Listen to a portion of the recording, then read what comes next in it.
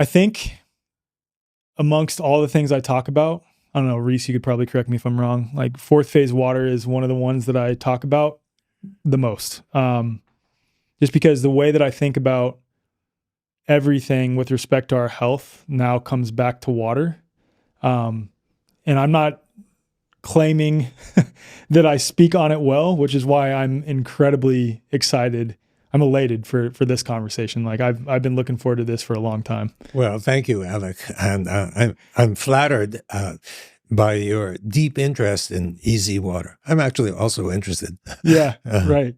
I would hope you're interested. Given what absolutely. You do. I wouldn't say I dream about it every night, but it's on my mind quite a bit.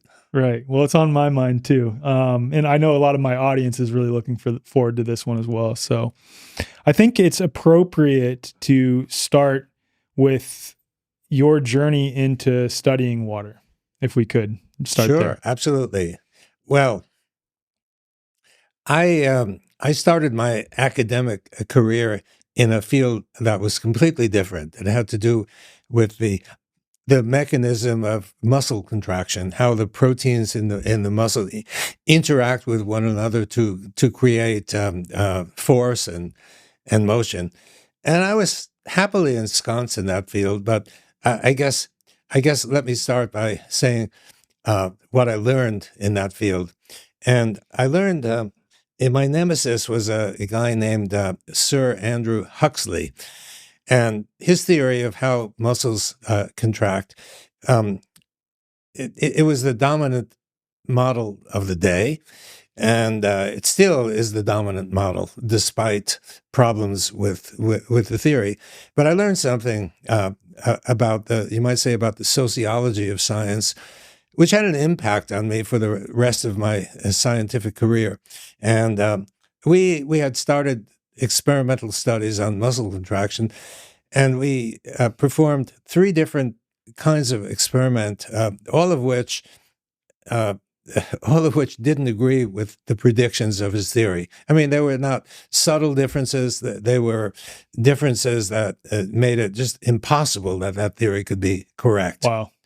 Yeah, so we were excited about that. And this was, I was an assistant professor, a young guy, just starting my career, and big names like Sir Andrew Huxley were a bit intimidating. He was Sir Andrew Huxley. He was a member of the famous Huxley family. Got it. Half brother Aldous Huxley. Wow. He won a Nobel Prize for his previous work on membranes. He was president of the Royal Society. He was a master of Trinity College, Cambridge. When he walked into the room, it was like there was a hush. It was like God had entered the room. Wow. Yeah, that kind of guy. And I was a bit intimidated, but I'm thinking we have these the results of 3 independent experiments, all of which didn't agree with his theory. And I thought, well, I need to meet this guy and talk about it. So I went to England, I went to London, and with some trepidation, I remember arriving 30 minutes early before our appointment and sitting on a park bench just outside the building with which his laboratory was housed, trembling a bit. When you're in the presence of God, you tremble. And so he welcomed me at the door. I wouldn't say that it was with great warmth, nor did it feel hostile at all. It was sort of in between. He invited me up to his office, and I sat down with him. And there was another guy who worked with him, who throughout the few hours that we spent together didn't say one word. Wow. He was in the presence of God. So keep your mouth shut. When Right. God speaks, you don't. And so we went over the 3 experiments, and he asked many, many questions. And I tried to answer as best I could. And I could not tell. He listened intently, but I couldn't tell what he really thought. He didn't. There was no revelation of his emotion or his acknowledging or not, but full of questions. And then 3 hours later, after it was all over, he was very generous with his time.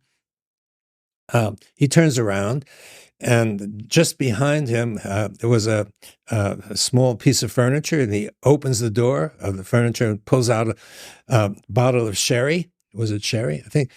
And gives me a glass, and a glass to his companion, and one for himself, and pours it. And we had a nice drink together, and I could finally see a bit of a smile on his face. And what I learned from that experience is that to be so prominent person in science or in the world, it puts you in an ivory tower. Nobody, but nobody except people like me, I guess, are willing to challenge him. Yeah. And when there's nobody who's willing to challenge you, it puts you in a feeling of isolation. For me, in my laboratory, I make some statement, and I get 5 people coming. What do you mean by that? It doesn't make any sense at all. There's no problem doing that. And so I have a kind of, you might say, intimate, I mean, that's the wrong word, but a close relationship with the people, with the younger people who work in my laboratory. But that guy, and not just famous and important, but ultra famous and ultra important, nobody out there is willing to challenge him. So I learned that. And I also learned that because of that stature, it means that his theory, no matter whether it's a great theory or it has problems, will remain in effect for a long time because nobody's there to challenge. Wow. Okay, so that my wheels are spinning on a number of scientific fields related to that same idea too. So it's interesting. Well, yeah, this is a problem. It's a general problem. Yeah. When someone gets a Nobel Prize, it means that they're omniscient. It means that any statement that they'll make about any subject is considered to be ground truth. Right. And, having known some Nobel laureates in my past, I can attest to the fact that that's not true. Right. So with that as background, I entered the field of water. And how did I get there? Well, I was still in the field of muscle contraction, but if you think about it, muscles are mostly water. A typical muscle or any cell in your body typically is 60, 70%, 75% water by volume. But the interesting thing is, if you judge the amount of water by other standards, for example, if you take all the molecules in the muscle cell or any cell, line them up one by one and start counting, it'll turn out that maybe 99 out of 100 molecules are water molecules, because water molecules are small, and to fill that 2/3 volume, you need a lot of water molecules.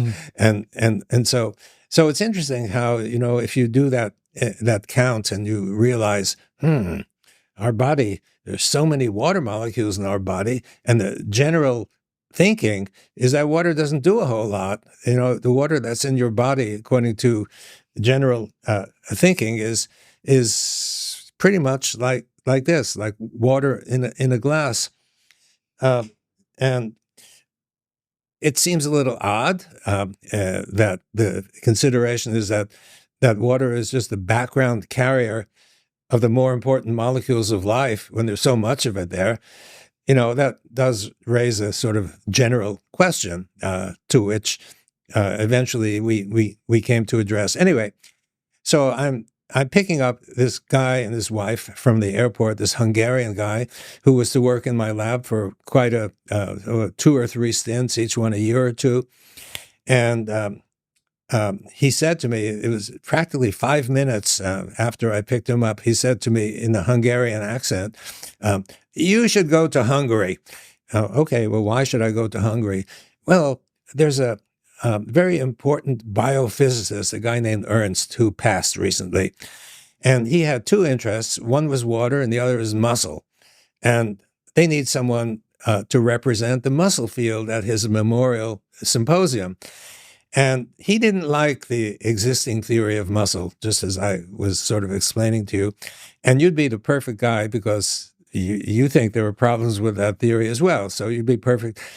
So I'm going to Hungary. And my ancestral origin is actually right around there. And so it was interesting for me to go and visit Hungary. Anyway, I went. I gave my talk, and I think it went okay. I didn't receive standing ovations, but it was fine. And then came the water, and this fellow, this guy Ernst, had a view of water that was different from the mainstream view. He said there's something different. He thought there's something different about water in biology.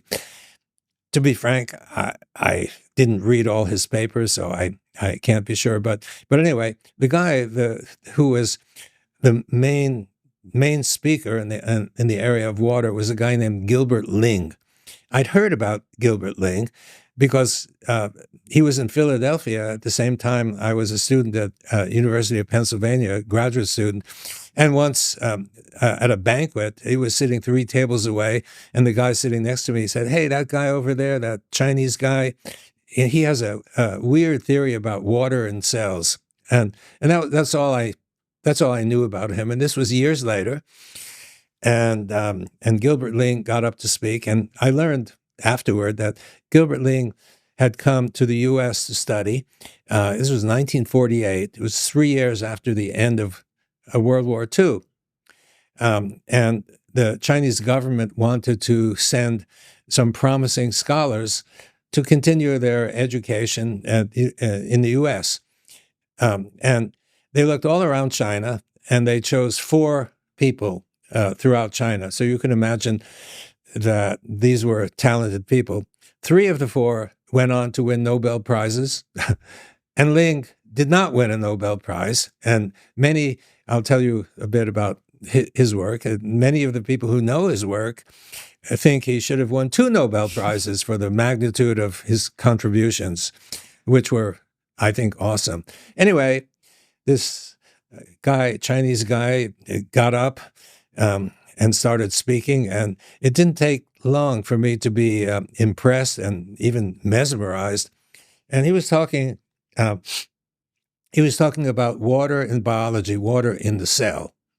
And he said, in his own inimitable way, that water in the cell is nothing like water in a glass. It's not liquid water. You know, liquid water, the molecules in liquid water, the water molecules, are randomly oriented, and they're bouncing around a fierce number of times per second, even per microsecond, per femtosecond, just wheeling around randomly. And he said, no, it's not like that in the cell. That in the cell, the water molecules are different. The water molecules, if you can imagine, like soldiers standing at attention. That's what the water molecules are like. So he said, think of the water molecule as a dipole, as a little bean with plus at one end and minus at the other end. And if you got a plus at one end and minus at the other end, they kind of stack together, the plus next to minus. And he said, that's the way the water is in the cell.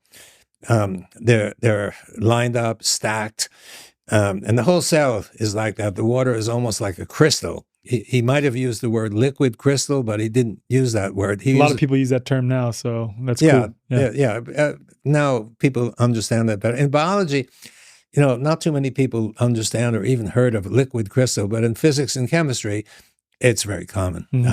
They know about that. It's it's as common as pie, not the one you eat. Yeah. You know which one I mean. So I'm listening to him, and he presents not only his theory that the water is so-called structured. The term structured, it's a kind of generic or general term, and it doesn't have too much meaning because everything has structure. It's just that this structure, like the soldiers at attention, it's a specific kind of structure where the molecules are lined up like a crystal, except it's a liquid crystal. Was he the first individual to have used that term structured water to describe it? I'm not sure. There may have been someone before, but he preferred that term. Okay. And he used it incessantly. well, it's just a term. Yeah. Yeah. We've used different terms, and I'll explain as you, because of various reasons. But okay, so he said the water structure, and then he presented mounds of evidence, which challenged conventional views all the time. And I grew up on conventional views as a student. It was mostly engineering, but there was a lot of biology that was involved, and chemistry and whatever. And never did I hear that the water could be structured in such a way, could be organized in such a way. So it was a revelation for me. And then I listened to him present evidence in favor of that point of view, and I was blown away. The evidence was so clear, so convincing, that the water in the cell was nothing like water in the glass. And then came some other speakers who had been invited because it was known that their views mirrored the views of Ernst and Ling, and they presented even more evidence that was the case. And so I was blown away squared. On the other hand, I'm easily impressed or mesmerized by interesting ideas, which might or might not be valid, and I didn't trust myself. So I went back home to Seattle, and I got one of Ling's books. By that time, he'd written, I think, 3 or 4, and I gave it to a few of my students who I thought would be in a position to be able to evaluate, students who knew what they were doing. And I was curious to get their feedback. I said, I just heard a talk on this stuff. Have a look and tell me what you think. And they came back uniformly supporting my own evaluation, that this is amazing stuff. If he's right, then everything else is wrong, they said. And I kind of think that's true, because all of biology or cell biology at least, is based on the idea that the water inside the cell was nothing different from ordinary liquid water. And mechanisms are built on that foundation. And if it's not, then if there are cracks in the foundation, then any edifice that you build on the foundation is going to crumble, or at least be unstable. Yeah. Yeah. And presents incredible problems for all of cell biology, and really, consequently, many health paradigms. For sure. Yeah. Absolutely sure. Well, but that, so, I mean, and they also remarked that his evidence looks like he's got, a lot of evidence in support of that point of view. So, of course, I developed extreme interest, and although muscle contraction for me was really interesting, and I think we contributed quite a lot to the field. I even wrote a book suggesting why the existing theory was wrong, and a replacement theory, which I think still, this was 1990, I published it. I think still has relevance, but almost nobody paid attention. I could see the book appearing in the offices of practically everybody in the muscle contraction field. Not a huge field, but I remember once walking into the office of a guy, and I saw this red book standing on his shelf. Hey, that's my book on muscle contraction. And he pulls it out, and he opens the book, and it cracks open. It had never been opened. So I found that a few people in the field felt obliged to buy the book, but there's no incentive really to read it, because this is a heretical point of view, and everybody knows that Sir Andrew Huxley must be right, because he's God, and God is always right. Oh, my goodness. And to make matters worse, there was another Huxley who's not related to this Huxley, but he just happened to have the same name, Huxley, and they published their first work on muscle contraction in the same volume of Nature. Oh, wow. So if everybody's confused, like a double Huxley, 2 times God. Oh, my goodness. But anyway, I felt, muscle contraction is important. We've contributed a fair amount, but water sounds even more important. And so what can we do? And I thought, well, what we have to do is do experiments to follow up on Gilbert Ling's idea, which at the time I thought was correct. I found later that it was almost correct, but there are differences, and some of those differences are critically important in everything that follows. But we had no money, and we couldn't do any experiments. I felt it would be unfair to use money designated for muscle contraction experiments to use in something completely different, even though the muscle is mostly water. Right. So you can see where you could have made an argument there. Well, we were exploring muscle contraction from the realm of water because it's part of muscle contraction. I think that would have been fair, right? But I didn't think at the time. I appreciate the integrity there, though. That's the well. Like thank you. I felt so. I decided I'm going to write a book because Gilbert Ling, as brilliant as he was, he died about 5 years ago at age approximately 100. So he lived for quite a while, had a full life, and so I wrote a book. It's called Cells, Gels, and the Engines of Life. And it had two parts. And the first part had to do with a presentation of Gilbert Ling's ideas in a way that mere mortals like myself could understand. Because Gilbert Ling's ability to communicate his ideas had some limits to it. I think he'd sit down either first at the typewriter and later at the word processor. He'd bat out something and he'd send it off to the publisher and it would get published. And Gilbert Ling could understand it, but few others had the capacity to understand everything that he wrote. Well, it probably didn't help that his first language is presumably Chinese, and then his second language is English, but in the context of academia. That may be right. Maybe that's the reason. Another possibility that I had thought of is that the word editing may not exist in the Chinese language. Maybe it's that. Yeah, you're probably right. I don't know. Maybe it's a mix of both. I don't know. Yeah, it might be a mix of both. But anyway, Gilbert Ling is not a guy known for his great sensitivity, I must say, and he's known for his brilliance, and I guess I could affirm that. So I thought what I can do is write a book that sort of summarizes Gilbert Ling's ideas, and a book that could be accessible to mere mortals. Okay, I did that. And so the first half is that, and the second half goes on to say, well, if the water is structured, as Gilbert Ling says, then how might it actually work? So Gilbert Ling knew that I was writing this book, and I thought naively that he would love it, that he would say, thank you so much for writing this book, because finally someone has put something in print that's understandable, and my ideas will be understandable to many people out there. And he hated it. Wow. He absolutely hated it.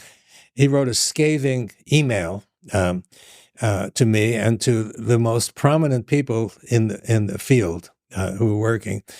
And he said, he made two comments. First of all, he didn't like the idea that I considered all of this to be a gel, although everybody, people have known that the cytoplasm is like, just think of raw egg white, for example, that it's a gel. And this kind of liquid crystal has a gel-like appearance, but he didn't like that idea at all, and he criticized me. And he also criticized me in writing in this email sent to numerous people that I didn't quote him enough, that that it appeared that all of his ideas were my ideas, and I couldn't imagine that, because I said in the preface that this is Gilbert Ling. This has nothing to do with me. And I quoted paper after paper of Gilbert Ling. Right. You can't expect you in writing this book, as long as you set the context at the beginning to every single line. Like, by the way, Gilbert Ling. That's precisely what he expected. I guess. It's a little absurd. Well, and I guess it's just a reflection of his personality. And he had difficulty with a lot of people. Okay. He would tell me of a story, maybe I shouldn't share, I don't know. A lot of, at the time, many conferences were big conferences, and and there was always a big ballroom that was used in a hotel, and it was set with chairs for a conference, and during the day, it was kind of empty, and he would walk in.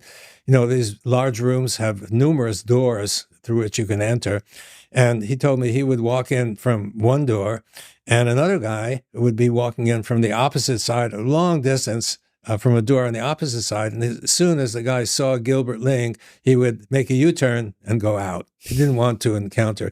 Gilbert had the characteristic of enjoying talking, but less enjoying listening. And I remember a colleague in the muscle contraction field who liked to talk himself. A lot. His name was Gerald Elliott. And he was really interested in Gilbert Ling's ideas, and he decided to make an appointment to go see him. So he went to see Gilbert Ling, and he told me that they spoke, so to speak. They communicated for a couple of hours, and then this guy who liked to speak couldn't get one word in edgewise. Gilbert Ling did 2 hours of talking, and then Gilbert looks at his watch and says, "Oh, I'm sorry, Dr. Elliott. I have an appointment. I have to go. It was so nice chatting with you." So that's a story. But no, I don't mean my criticism to be. It's sort of in fun, but I think it's possible that to some extent his personality could be one of the factors as to why his ideas were not as accepted as they should have been, because he was an absolute pioneer, a true pioneer, on whose shoulders everything we've done stands. Incredible guy, incredible, totally. And we did eventually make friends. So we were at odds, or he was at odds with me for a decade. And there was one experience. It was a symposium that I organized, and he was sitting in the audience, and I got to my presentation, and I showed evidence for long-range ordering of water, direct evidence for it. And he stood up, and he was practically giddy with excitement. And he said, "This is wonderful. This is the best, blah, blah, blah, blah." And then we were friends after that.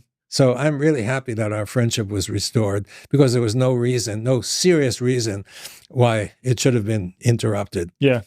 Anyway, that's how it all started. And maybe I should end my blabbering and wait for your next question. No, this is great. This is incredible context. It's really awesome to hear some of the insights and some of the behind the scenes details, so to speak.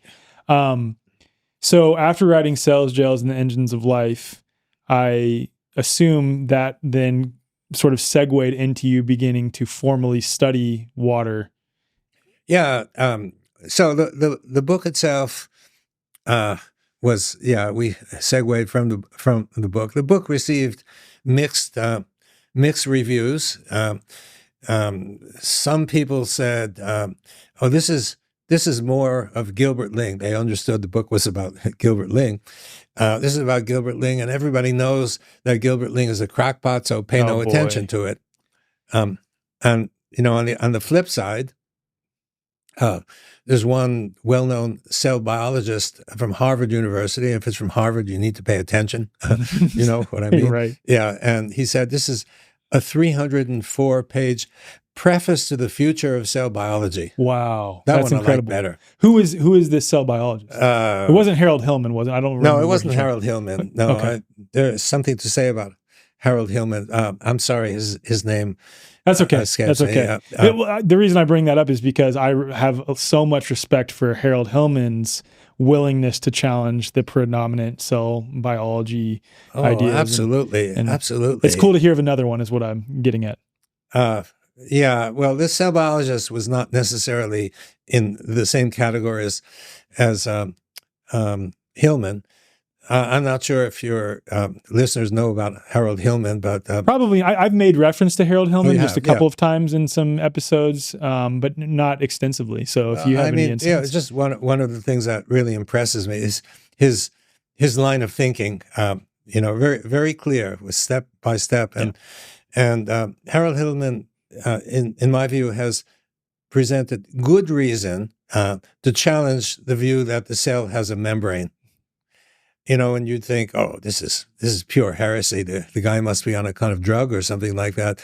But his argument is clear, and in my view, it's clear enough that this really needs to be studied. It needs to be followed up by others. I won't go into his reasoning because maybe it's slightly off base, but he could be right. I'll make sure to get that info from you over the course of the next 5 days, and I'll relay it as best I can on another podcast episode, because I think that's interesting. Sure. But Harold Hillman passed, unfortunately, and so it's really sad because he was not as well recognized as he deserved to be. Totally. Yeah. Totally. There are a few people like that who are around, and they don't make such impact because the whole world knows that, well, we know pretty much everything there is to be known. It's just a matter of crossing the T's and dotting the I's, right. And that ain't so. No, couldn't be further from the truth. Couldn't be further from the truth. So when you started studying water then formally. So we started and what we attempted to do at first, what I had no experience in that field, and I thought, well, let's first confirm or attempt to confirm what Gilbert Ling was talking about, and so we did some experiments, not in vivo but in vitro. We had a little chamber, and we wanted to confirm the idea that water in certain circumstances could be structured, maybe in the way Gilbert Ling was talking about, and if you think about a liquid crystal. Liquid crystals tend to be pure, and if there were some contaminants, for example, in the water to begin with, the water that forms the crystal, they'd get excluded as the crystal forms. So we were looking for a region of water where any contaminants or particles or molecules get excluded. So we took a chamber and we used microspheres, little tiny spheres that are commonly used, and they're suspended in the water. And then we plunked something with a surface that we thought could nucleate this growth of structured water, and that was a gel. I think it was a polyvinyl alcohol gel that we used at first, and we put a small chunk of gel in the chamber, and we watched. And I think it was the first experiment. We noticed, we looked in the microscope, and we could see the microspheres getting excluded from every surface of the gel. You'd have the gel, and then immediately adjacent to the gel, you'd see microspheres moving away, clearing, leaving a clear zone in which the microspheres were excluded. And we tried not only that one gel, but many gels. We tried various polymers instead.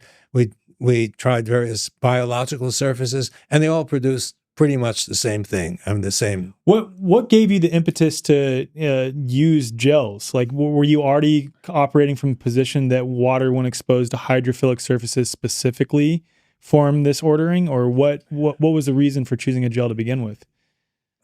I wish I could remember. I think it might have been the postdoc who was working with me, who happened to come from a lab in which they were using gels, and they found phenomena that sort of resembled. That's to the best of my knowledge. Okay, that makes sense. But nonetheless, you were using gels, and you were finding that water, when it was next to a gel, it would form this ordering where it would exclude anything. Yeah. And so just to give the audience a little bit of background context, I'm going to break this down because I struggled to understand this initially.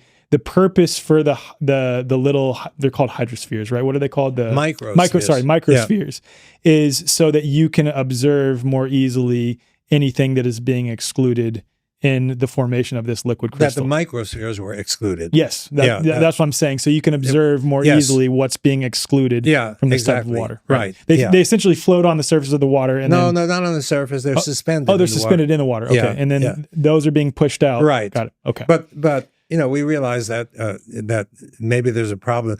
Maybe using microspheres maybe there was something about the microspheres that were relevant. So we tried other particles, carbon particles, tiny carbon particles, and we tried various dyes, and they were all excluded. It was the same. It was, and we tried so many surfaces and so many particles and molecules, and we found basically the same result with all of them.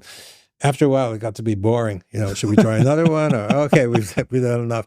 And so a colleague, John Watterson from Australia, who was following our work and who was a sort of general believer, John said, you ought to give it a name because you don't want to have to go through all a description of all the things that you've done in order to get to the point. And he said, why don't you use the term exclusion zone because there's a zone of water that excludes, so we call it exclusion zone. Easy. And I don't know if he realized it or not, but it has the great advantage that it's easy to remember. Yeah. Except it doesn't work in all countries because in most countries it's EZ, not EZ. Australia. I don't know if in the UK they use Z instead of Z. I don't remember. Throughout Europe, it's EZ, so it doesn't work there. Yeah. So I prefer to give my lectures in US. Good. So that's how we got going with this stuff, and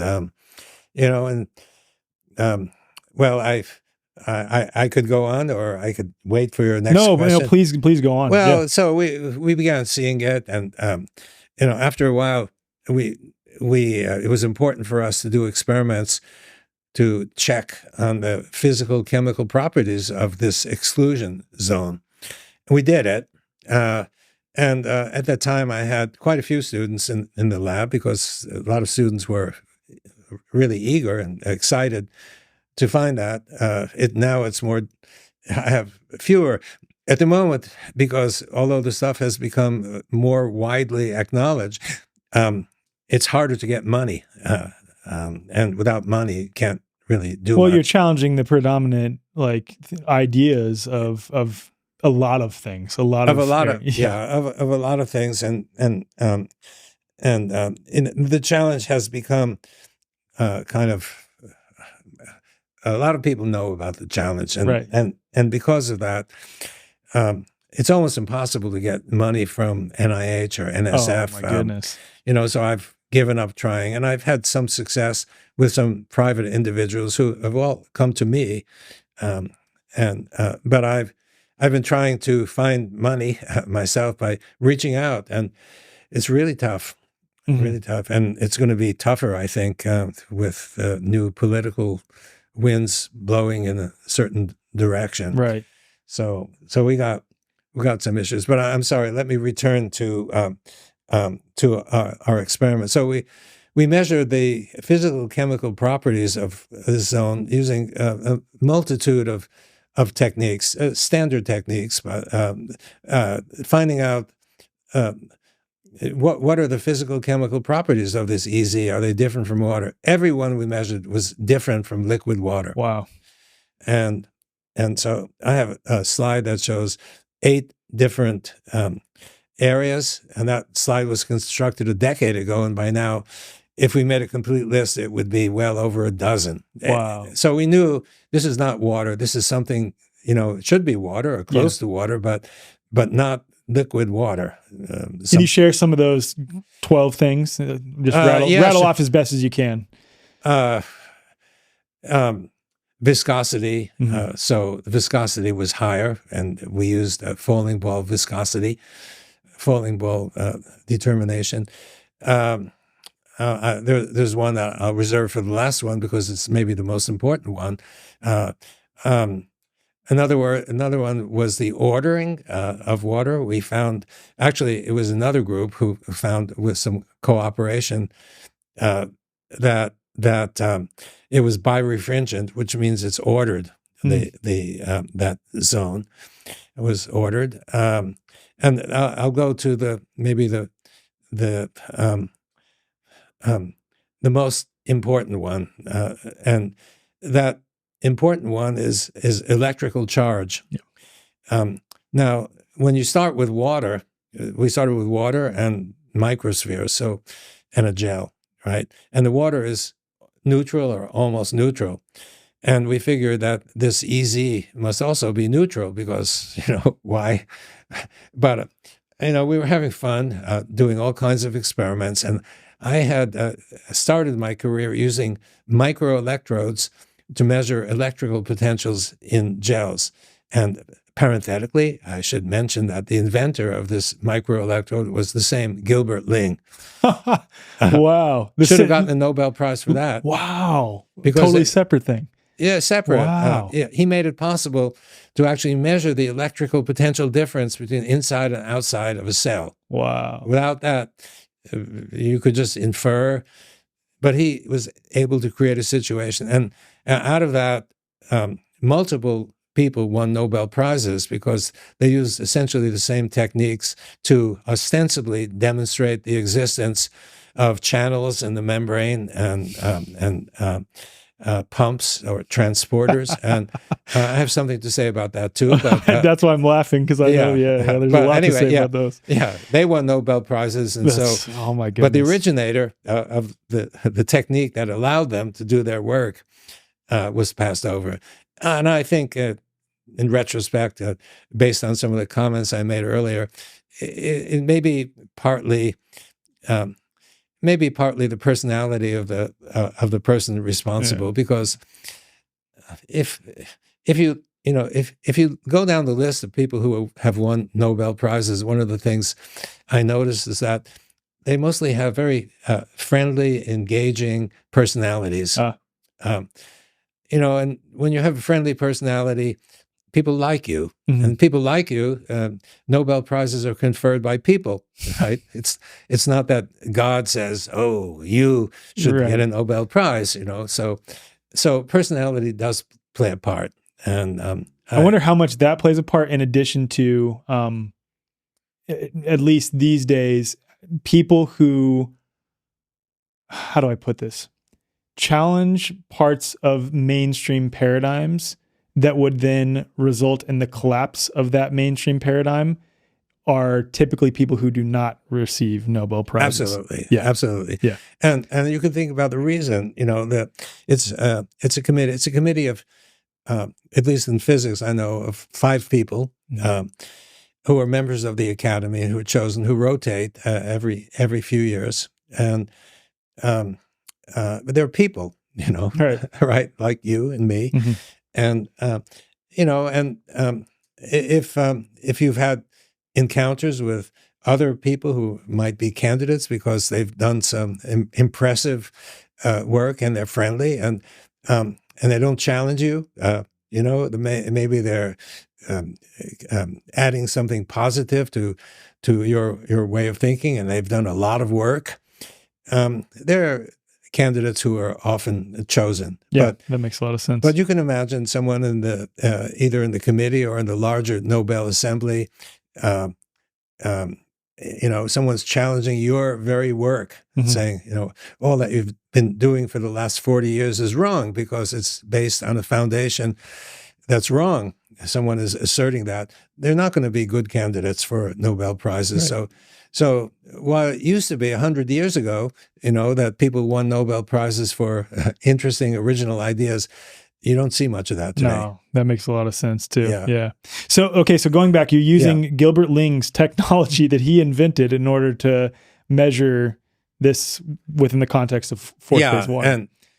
And thank you for bringing me back. Of course, that's my job. That's what I do. So I often go astray. I start like a tree, go off in one branch and then a smaller branch and a twig, and I forgot where I was to start with. So, So, I had some experience using these microelectrodes, and I thought, just for fun, hey, let's stick one in the EZ and see.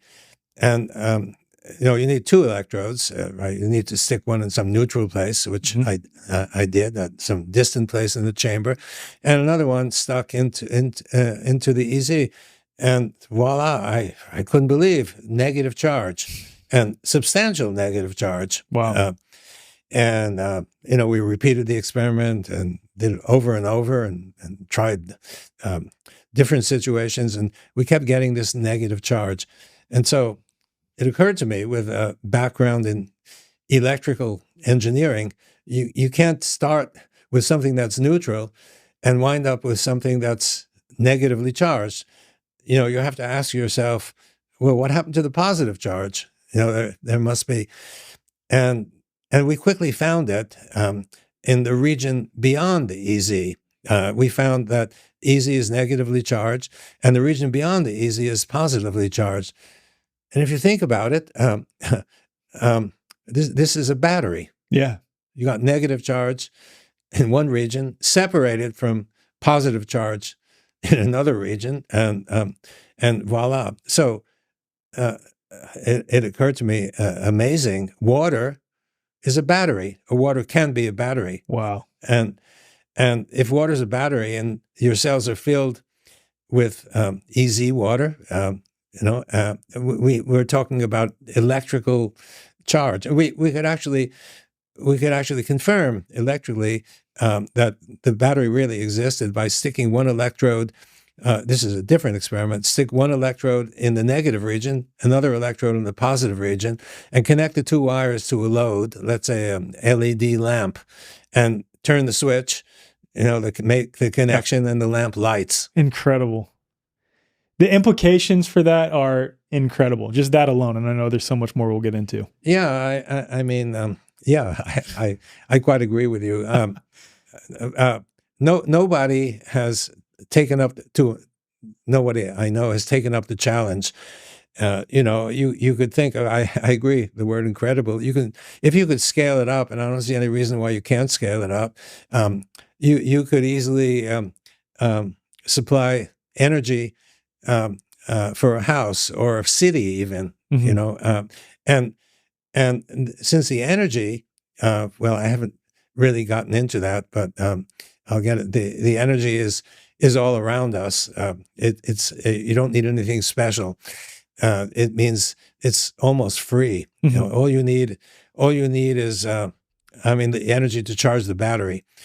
All you need is are electrodes, and water and some surface that is there. So this was going to be my question, actually, related to the gels that you were using at first, right? So when did it jump from, okay, this type of water forms next to gels to, okay, this type of water forms exposed to any hydrophilic surface?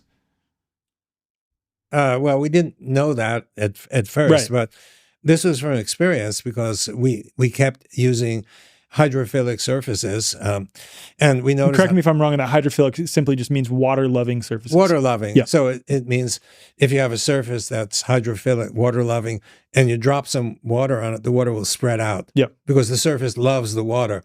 It all wants to get. Versus like on the other end of the spectrum, for example, like a 3M technology, a rain jacket that has water-repelling technology, the water will remain in a beaded state rather than spread out. Right. Or a Teflon pan. Okay. Yeah, the same sort of thing that people would have experience with. Yeah.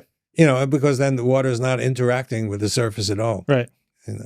So we found that not every hydrophilic surface has this capacity, and right now we're studying why.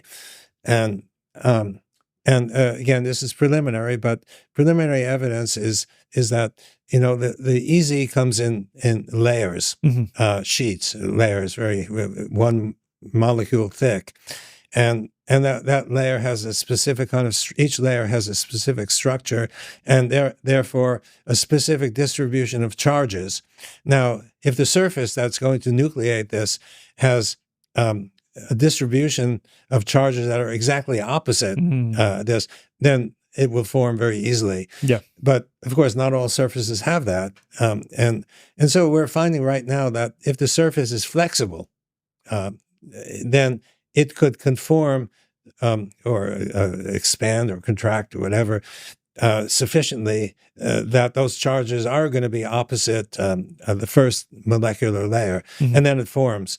If the substance is hard and the charges can't move around, then it has more difficulty nucleating the first layer. Interesting. That's being studied right now, and so it's not published yet, and but it's looking that way. Mm-hmm. So yeah.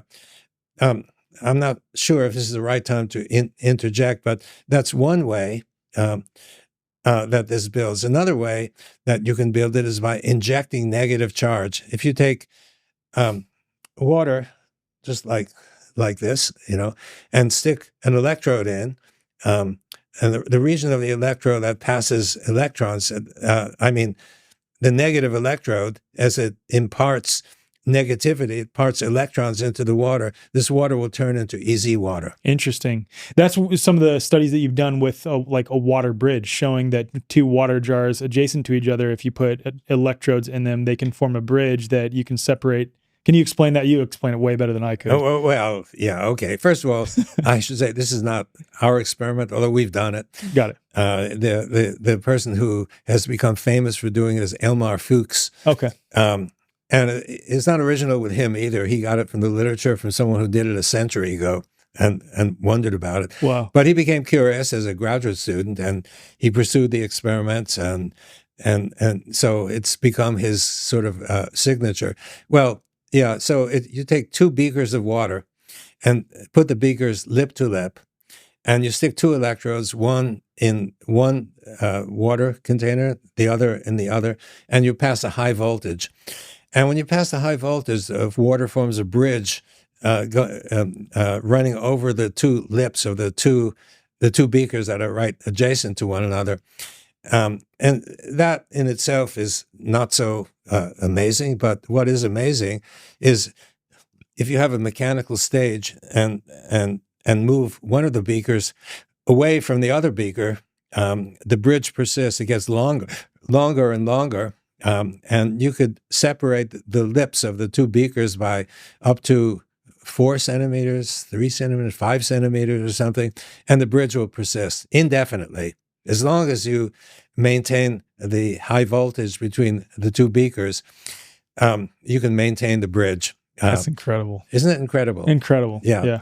And I remember Elmar came to Seattle, and Seattle is famous for water bridges, for floating bridges. So he began calling it the floating water bridge. That's perfect. Yeah, that's right.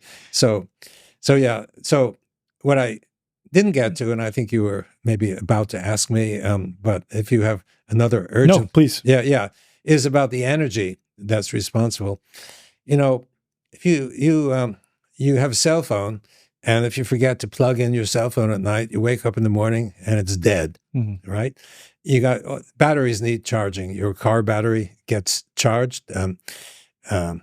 So it's a general phenomenon that you need to recharge batteries or they run out. And it's the same thing with this battery. We understood, we knew that, it's there's got to be energy for the charging of this. But we couldn't figure out how. You can't take an experimental chamber and plug it into a receptacle in the wall. Exactly. So where on earth could this come from? And I did so much head scratching that I lost a lot of hair, and I couldn't figure it out, nor could any. And then one day, it was an undergraduate student, maybe 18 years old, who knew very little about water or easy water. And he was doing an experiment. I can't remember exactly what his experiment was, but it was with a chamber similar to the one that I described. And I don't know whether it was because he was especially curious or bored or something, but he noticed sitting next to him was a gooseneck lamp, a lamp with, you could bend and twist. Yeah. So he takes the lamp, turns it on, and illuminates the chamber or a region of the chamber.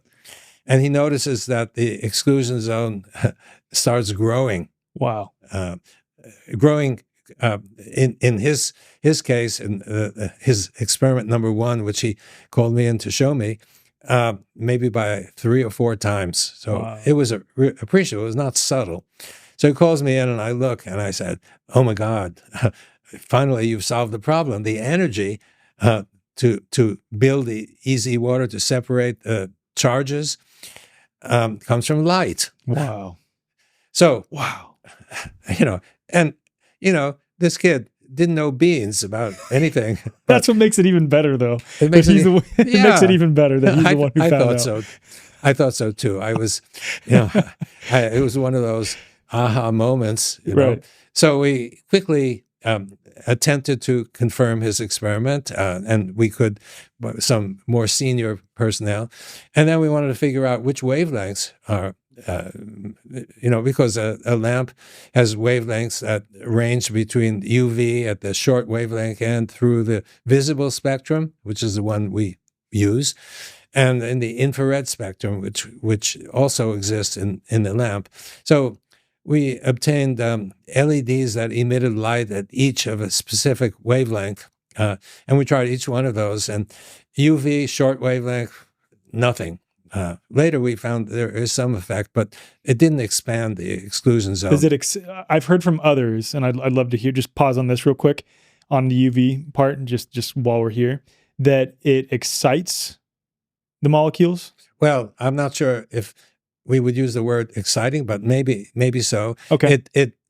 What we measure is that the easy charge, negative charge, increases. Okay, so it increases the negative charge, whereas infrared is what builds the easy expands. Well, that's what we found. Yeah, so we started UV, and then we went to the visible spectrum. Got it. We had a half dozen sources, and we found nothing until we got to the red. Shouldn't say we found nothing. We found a little bit. Mm-hmm. We didn't carefully study, but the major finding was almost no expansion of EZ. Got it. And in the red, there was significant expansion, but when we got to the infrared, longer, there was enormous expansion. Wow. Yeah. So it looks like, and I say parenthetically, right now there's a lot of health studies using photobiomodulation, or whatever that confusing term is. It sounds very impressive. And it may do other things, but it certainly builds EZ. Incredible. And if EZ is important for health, which I think it is, that this can contribute. It could explain perhaps why these optical effects are so powerful. But anyway, so we found that to charge the battery, it's essentially infrared light, and so a lot of people don't really know about infrared light. It's one of those things that invites a little head scratching. We all know, or we think we know, if we have a toaster and we push down the lever of the toaster and we can see the red coils glowing, and it feels warm and looks orange, that we say, oh yeah, this is radiant energy. It's giving off infrared, and that's true. The same thing with an electric oven. It's true, but it doesn't really explain. It turns out that it's not just that while in those cases the amount of infrared energy is large, everything is giving off infrared energy. Mm-hmm. So in this studio, if we turned off all the lights, which I know is possible because it's insulated from the exterior light, if I pulled out my cell phone camera, I'd see nothing. I'd get nothing. Our eyes, even when dark adapted, will see nothing. If I pull out a camera that has an infrared sensor instead of a visual light sensor, a normal camera, but just the sensor is different. It responds to different wavelengths. Even in complete darkness, I get a beautiful image of everything in the room, right? Which means that everything is generating infrared light, mm-hmm. So it's all around us, and that's why the military uses it. Yeah. You being a former military guy, that's immediately where my mind went. I'm like, oh yeah, I've messed with IR a little bit. So, yeah, so yeah.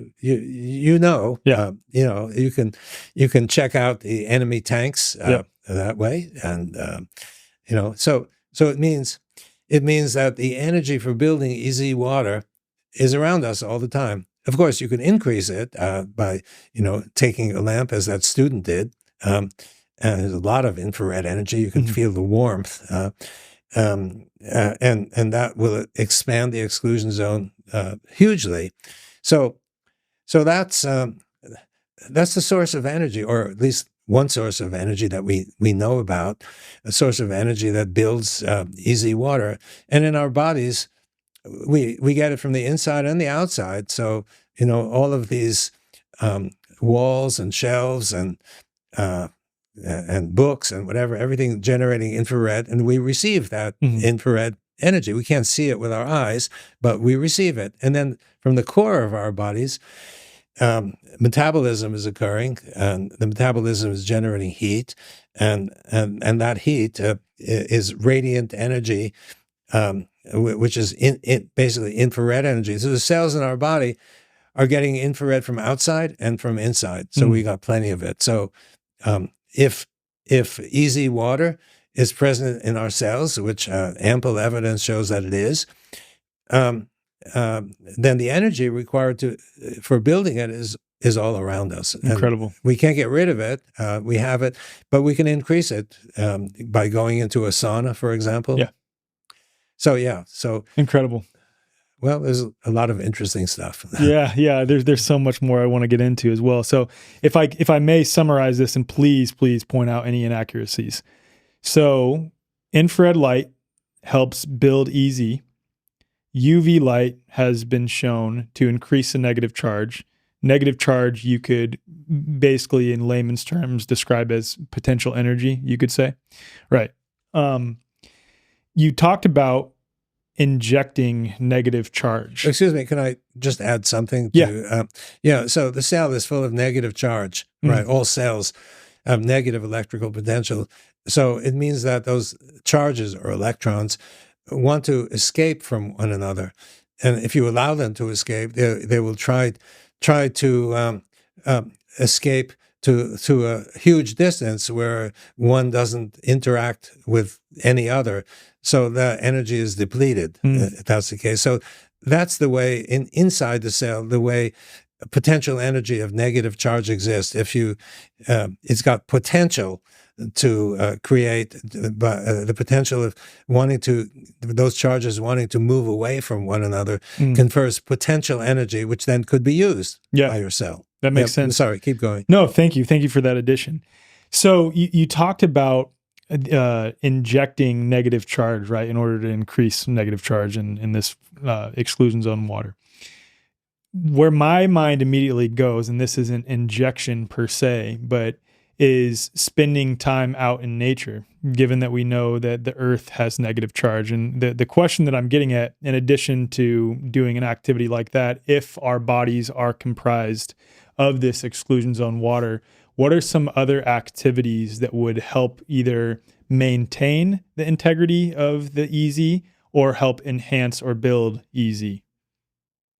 I can think of a few, right? One, the first is drink water, right? And, many of us don't, including myself, we don't do this often enough. We don't remain hydrated. So the water that we drink, some of it gets peed out, and other water will be converted into EZ water. And so if for example you've played 2 matches of tennis, and you've had it, you take a liter of water and you drink it, and you can almost do another match, because it's got energy through the EZ water that forms. You get new energy, and you get hydration, basically, and your cells are hydrated. Your cells are full of EZ water. Okay, so that's one. Another that has become popular, I guess it was popular way back in nature, is to do juicing. Now, you know about juicing, but I'm not sure that your listeners know about juicing. And so what are we talking about? Well, we're talking about going into your backyard and taking some freshly grown plants, which are robust and healthy, and squeezing the hell out of them, or putting them in a machine that macerates them, squeezes out the juice. And what's the juice? The juice is the water from inside those plant cells. And those plant cells are freshly grown, robust, healthy. And what you're doing is squeezing out a lot of EZ water. Then you drink it, and you're drinking EZ water. So if you want to increase your EZ water and increase your hydration, increase your energy, you drink some of that water. Okay, so that's juicing. Another is I mentioned the sauna, or as the Finns would say, sauna. So what is that? Well, it's just like a huge amount of infrared energy, because the heat is essentially, the infrared energy is what produces the heat. And so you get in there and you expose yourself fully, take off all your clothing, and spend 20, 30 minutes inside and feel better when you come out than when you came in. I remember going to Finland, where, of course, sauna is like a standard event for everybody who's Finnish. Also in Russia, the banya is pretty much the same. You need something to keep you amused with those long, cold winters and extended darkness periods. I remember going to Finland and giving a talk, and the location in Finland was above the Arctic Circle. And I was there in end of June or something like that. It was the time of where it didn't get dark. And so we had presentations. I gave my presentation. And in the evening, there was a party. Great. So we take a bus to the party, and we have wonderful food. And meanwhile, I'm suffering terrible jet lag. And I had just arrived from Seattle. It's a long trip to Finland. And all I wanted to do was to go back to the hotel and hit that mattress, close my eyes, and enjoy sound sleep. So finally, I'm waiting and waiting and waiting. It's 10 o'clock at night, and the host stands up, goes to the microphone, and I was sure he was going to say, "Okay, we're now loading the bus." And instead, he said, "Okay, the saunas are now open. We have 3 of them. One of them is dry, the other one is moist, and another one, I don't remember what. And enjoy." And I said, "Oh, shit." I said, all I want to do is close my eyes. I'm so fatigued, so jet lagged. So I decided, well, if they're all doing it, I'll do it too. So take off my clothes, hit the shower, go into the sauna, sit there for 20 or 30 minutes, come out and shower, and I feel like I've had a full night's sleep. I felt so energized that I could attend another symposium, give another talk, and it was then that I realized the power of it, and it was then that I began to realize what's really going on. Is that I'm getting infrared energy all over my body. And I know from other experiences, if you got a pain in your knee, you go in and get exposed to that infrared energy. It builds easy water, and easy water is necessary for health. Your cells need to be filled with easy water to be healthy. And if they're not filled with easy water, then you have problems. If there's some, I can't use percentages because I don't know exactly what percentages are. But if you're somewhat deficient in easy water, then that leads to dysfunction. You can't, for example, your muscles can't function as well as if you have a cell that's full of easy water. Your nerves can't function as well. Your secretory cells can't function as well. And if you have a serious deficiency of easy water, then you've got a pathology because the cell can't function anymore. And I recently wrote a paper about cancer, and if you want to talk about it, no, please let's go there. Well, now or later, okay. No, let's go now. You okay, there. Okay. So, okay. Well, I'm good about bringing us back around, so it's all good. Okay, thank you for doing that because. Well, President Nixon declared war on cancer more than 50 years ago. And I think most people would agree that the war has not been won. Right. Well, it's also, I think, the idea that we need to go to war with something related to biology is a problem in and of itself. But setting that aside, yes, totally. Well, totally yeah, I mean, that's an interesting philosophy. And I guess I can resonate with this. Yeah. But so it turns out, one possible reason why there have been advances for sure, but it turns out that one of the possible reasons why the war has not been won, it could be that we're searching in the wrong direction. It's like the story about the guy who lost his key, and it's dark, and he's standing next to his car, and the policeman comes over and says, "Can I help you? I lost my keys." And the policeman asked him, "Well, did you lose your key right here next to the car?" He said, "I don't know where I lost my key, but there's a light here, and so at least I can see where other places I can't see, so I can't look." And so you need to look in the right place, right, in order to find it. And the whole field of cancer research is dedicated almost uniformly to the idea that it's a genetically based disease problem. Now, if it is, then that's the right direction to go. If it isn't, you'll never find it, right? And there are some people, and myself included, who think that there certainly are maybe some genetic effects that you have to take into account, but it may not be the main cause of cancer. So what is the main cause? And this is a question that I've begun addressing in the context of cells that operate, where easy water forms the central basis of operation of the cell. Now, so what I've been alluding to is that healthy cells have a full complement of easy water. That's what gives them the negative charge. Most cells are like between minus 50 and minus 100 millivolts compared to the outside. And the reason for that, I argue, it was different from what others believe. I argue is that the easy water itself is negatively charged. So, if you pack a cell with negative charge and you measure the electrical potential, you'll measure negative electrical potential. Very simple as that. Okay, so healthy cells are filled with that. Cancer cells, on the other hand, what about cancer cells? Now, that was studied 50 years ago by, what's his name? I'll think of it in a moment. Come back to that. And he found that he was interested in what's responsible for cell division.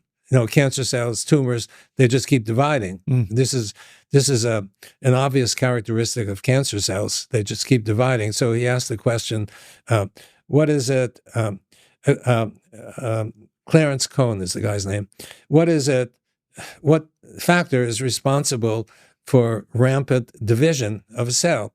And he found it was the electrical potential. He found that if the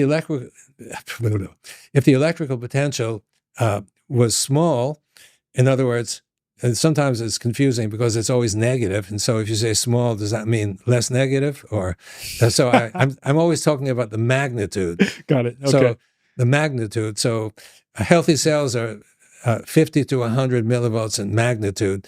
He found that if you bring the magnitude down to like 10 or 15 millivolts by various means, the cell will keep dividing, can't stop it.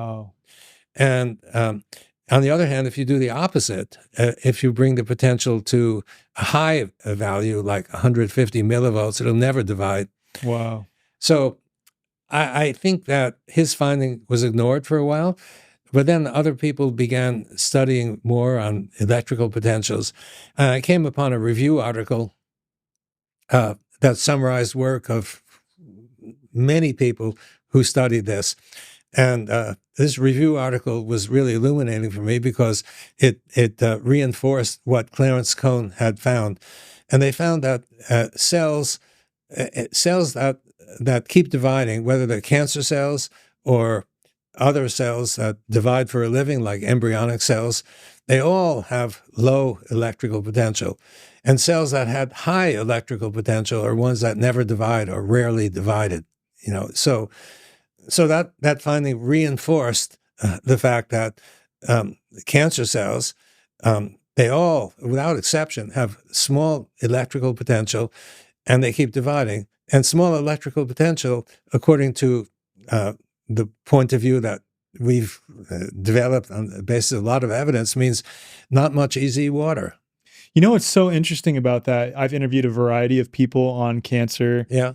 giving sort of alternative explanations for the cause, but also like treatments and how to approach cancer itself. One of the ones that sticks out, a guy by the name of Paul Leendertz, who is actually speaking at Confluence, so you really might find what he has to say interesting, and I'm going to just summarize a piece of it, that his idea of the cause of cancer is primarily emotional, which is really interesting. Of course, there are factors related to toxicity and things like this as well, but it's primarily emotional. But how he describes it is that the life force energy has been cut off from that area of the body, which is really interesting as it pertains to electricity. Yeah, it is because, well, people don't really understand life force and such, and the impact of emotions on in terms of variables that we can understand. There's no doubt that it's there. Right. And so that, it's really a different point of view, but it doesn't necessarily, the 2 points of view are not necessarily mutually exclusive. Right. Yeah, right. Absolutely. Because we don't know what impact emotions have on the electrical potential of the cell, for example. Probably major. Yeah. But that, at least to my knowledge, hasn't been studied. But the bottom line in the line of thinking that I'm talking about, and actually it stirred some interest. We published it half a year ago, so if we're right that the ultimate cause of cancer is a deficiency in easy water, which would also explain why cancer patients have less energy. Yeah. Yeah, because they don't have the easy water, which is responsible for conferring a goodly amount. We don't know how much of the body's energy. So if the hypothesis is on track, then all you need to do is build easy water, right? And I've mentioned a few of the expedients that you can use, although I think I deviated along the way. No, that's okay. There are some other ones too, like grounding, of course. Grounding, absolutely. Connecting yourself to negative charge of the earth. Yeah. Hyperbaric oxygen therapy is another. We found that the high oxygen builds easy water. High pressure builds easy water. We published that. So if you put the two together, high pressure and high oxygen, you should build a lot of easy water. And I think that's the reason why hyperbaric oxygen therapy is good for so many different ailments that you might have. Especially with your new approach of understanding the importance of oxygen. We can set that aside for later on too, because it all goes back to charge as well, which is really cool. Well, yeah, charge is important to the extreme. Yeah, absolutely. Totally. Hey y'all, I'm here with Melissa Kupsch from Remedy Academy of Homeopathy. We are so stoked here at the Way Forward to be partnering with Melissa and Remedy in order to spread the message of homeopathy across the world, and also to partner on the eventual development of healing centers across the United States. People are pretty quickly coming to realize that frequency is the future of medicine. We are witnessing the great resurgence of homeopathy right now. We're really moving away from that suppressive medical model, whether it's for eczema, asthma, hormones, fertility, anxiety, depression, trauma, whatever it is, it all starts as energy in the person's field first. If we change our field, we can completely change our life. Our 2-year academy is open worldwide to anyone who wants to become a homeopath. We've got 5 lecturers and we currently have over 500 students enrolled, which is record numbers in our field. A career in homeopathy is amazing for anyone who wants flexibility in their work and who wants to be valuable in creating this new world. We have stay-at-home parents enrolled. We have ex-medical professionals, grandparents signed up who want to learn how to heal their grandchildren and pass on that invaluable knowledge. We even have husband and wife teams. So my husband enrolled in the course with no prior knowledge of health as a background, and he is loving it. Kylie is also enrolled as well. So my partner is, and she's so stoked to become a homeopath and to be helping to spread this message across the world. The thing that we hear from so many of our students is, I found my thing. Homeopathy is the key. We harness frequencies from nature and we alter the field of all creations. So if anybody wants to join us or they want to know more about it, they can visit our website. Yeah, and all that information will be in the show notes. So if you want to learn more about Remedy Academy, also RMDY Collective, also some of the homeopathic products that they have, please just head to the show notes. All of that will be listed there. Most of us already know Shilajit is powerful. It's been used for thousands of years for energy, mental clarity, and overall vitality. But here's the problem. Most companies offering Shilajit are cutting corners. They're using fillers, skipping proper testing, and even hiding heavy metals like lead and arsenic behind fancy marketing and Instagram influencers. Dr. Andy Kaufman saw this happening and decided enough was enough. As an MIT biology graduate and tireless advocate for health freedom, he spent years researching and testing dozens of different Shilajit sources. And what he found was shocking: widespread contamination, fake lab reports, and murky supply chains everywhere he looked. And in response, he decided to create his own Shilajit, Authentica Shilajit, sourced from over 16,000 feet in the Himalayas, rigorously tested for purity, and backed by complete transparency. No fillers, no mystery ingredients, just the real deal. Shilajit you can actually trust and feel from the first serving. And listen, out of all the natural health doctors out there, Dr. Andy Kaufman is one of the most brilliant, in-depth researchers I know. If he recommends something, I'm definitely going to pay more attention. So if you're taking Shilajit already but have that gut feeling that something's just off, you're probably right.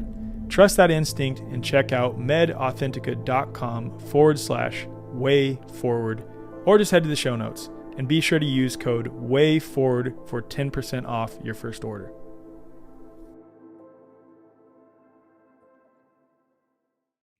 Since we're on the topic of cancer, we just touched on the topic of cancer, I think it would be interesting to discuss the things according to what you've done in the lab, or even just some ideas that you have. And of course, we could just contextualize which is which, like what you've actually witnessed breaking the easy versus what you think might also break the easy. I think it'd be appropriate to discuss that next. So, well, so I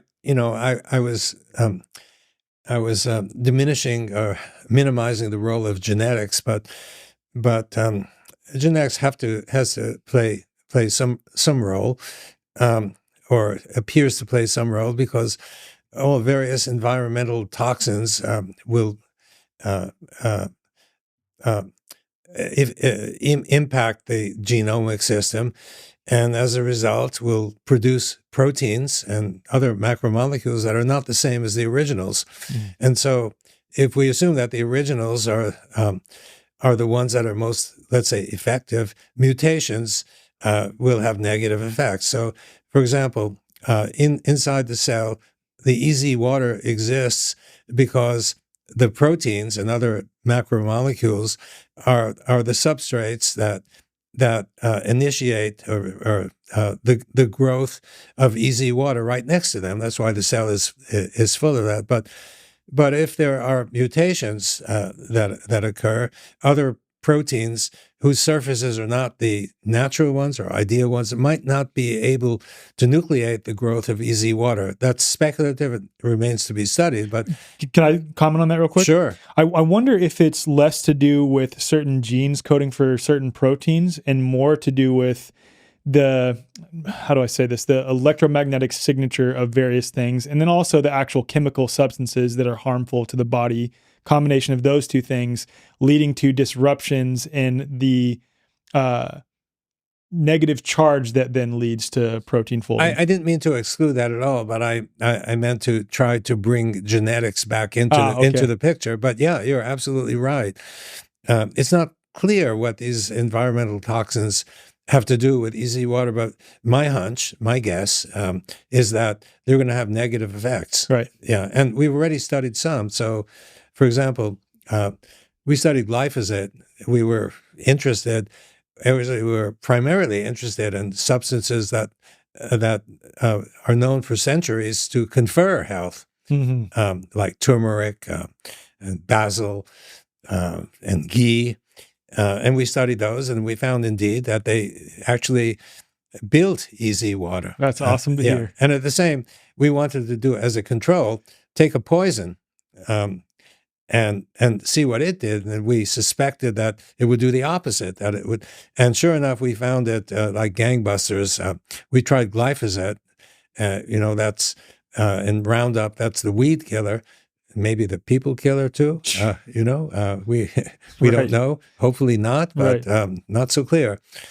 And we tried that. We found that at every concentration, a small enough concentration, of course, there was no impact. But at even pretty small concentrations and larger, all it did at any concentration was to diminish the amount of easy water. Wow. So that, and that's led to a more general hypothesis, which remains to be tested. We have no evidence for this whatsoever. But it's possible that a lot of poisons are poisons because they dehydrate. They just diminish the amount of easy water, so the cell can't work anymore.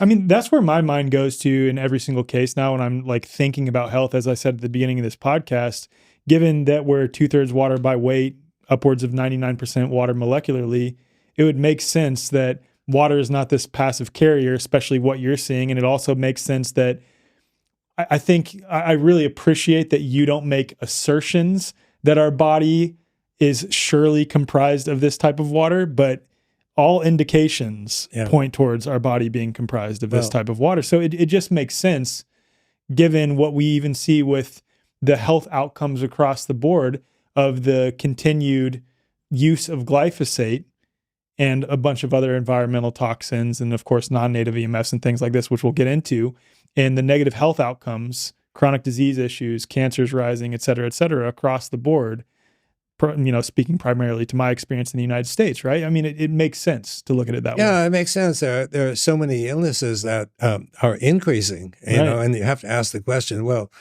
what's changed? Right. What's changing? Right. And the environmental toxins are building up. There are more and more of them. So at least that's one hypothesis, and I think it's a hypothesis that's worth exploring. Right. And I know that it has been explored to some extent, and it's controversial, but you have to ask a question: if it's not that, what might it be? Right. Why are we getting sicker and sicker? Right.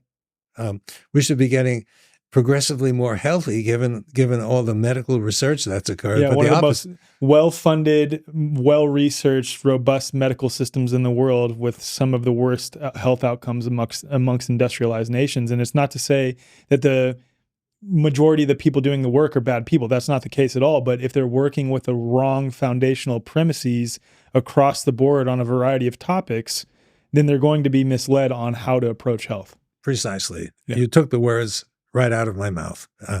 You need to have in order to get the right answers, you need to build on a sound foundation. Right.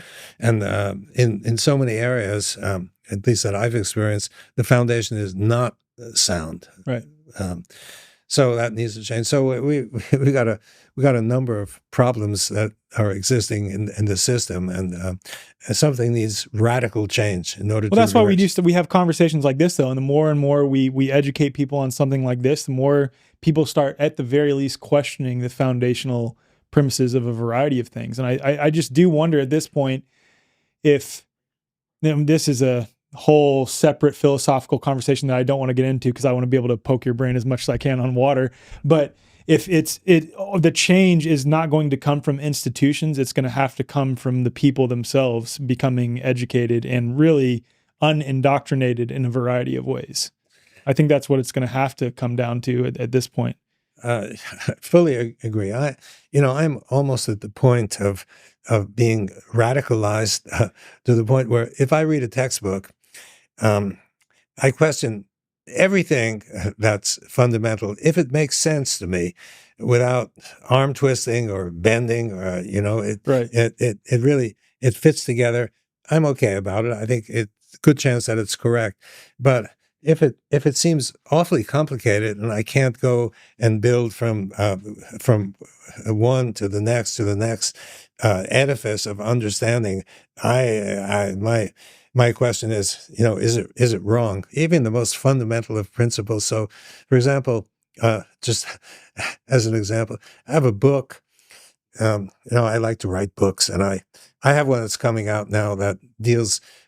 Right now, it's at the printer. Deals with the unexpectedly profound role of electrical charge. But what I want to mention in this context is another book. That's the next one. That's just about ready, and it has to do with the structure of the atom.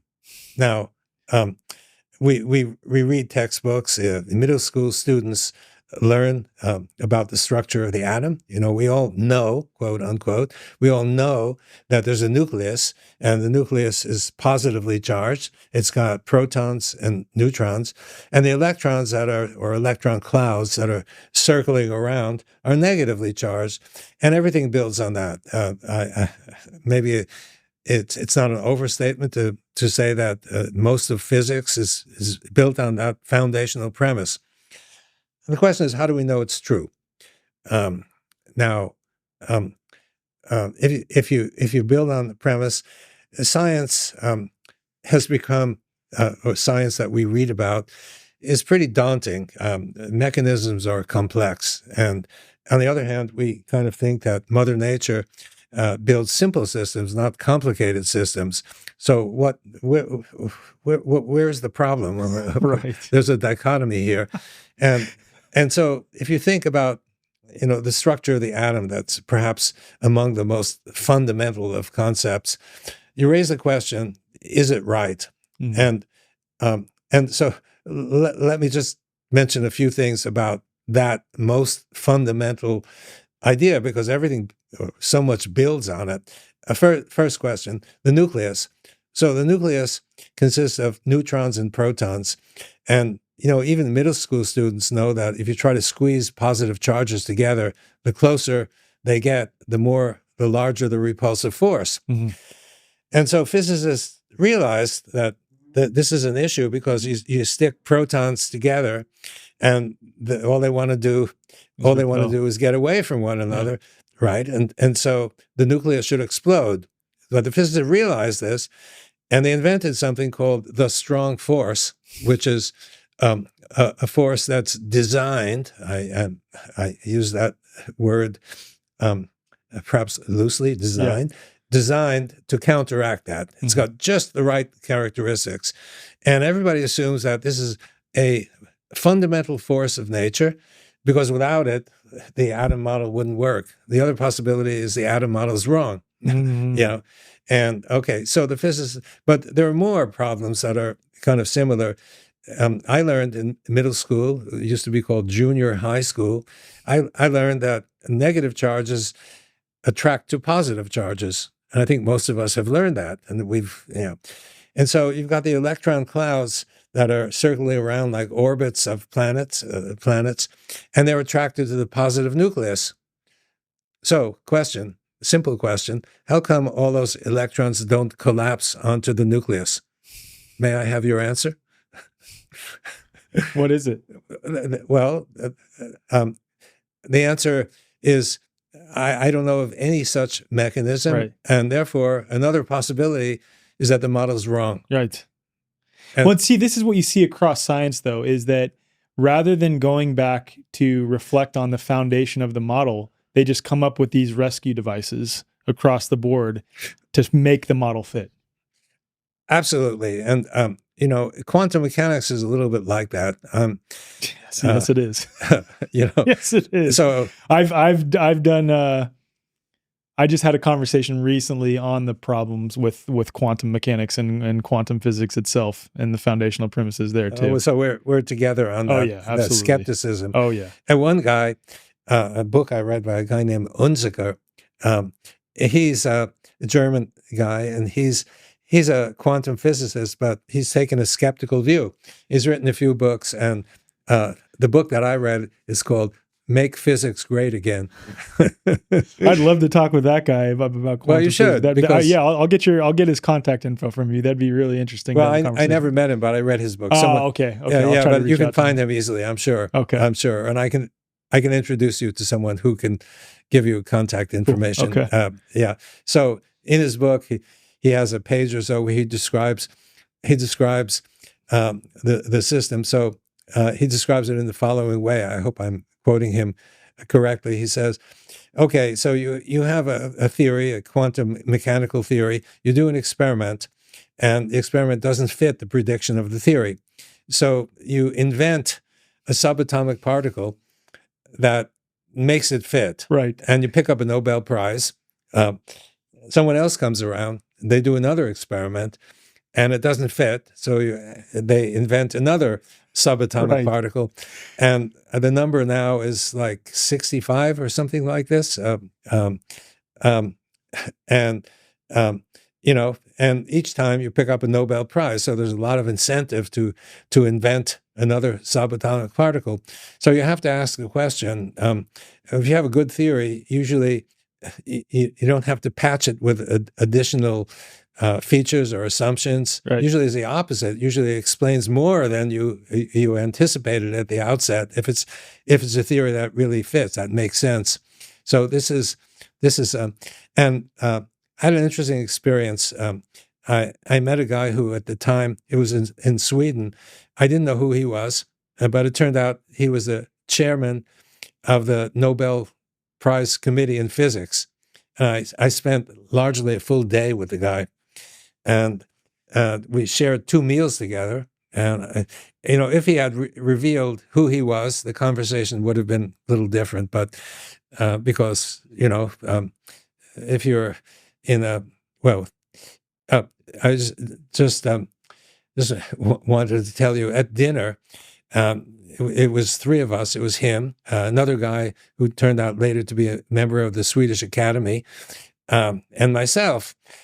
And one of the things that these guys said, I didn't take it so seriously at the time until I found out who this guy was.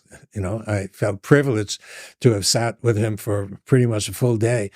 They both said, I can't stand all of these subatomic particles, And then I went home, I found out who the guy was.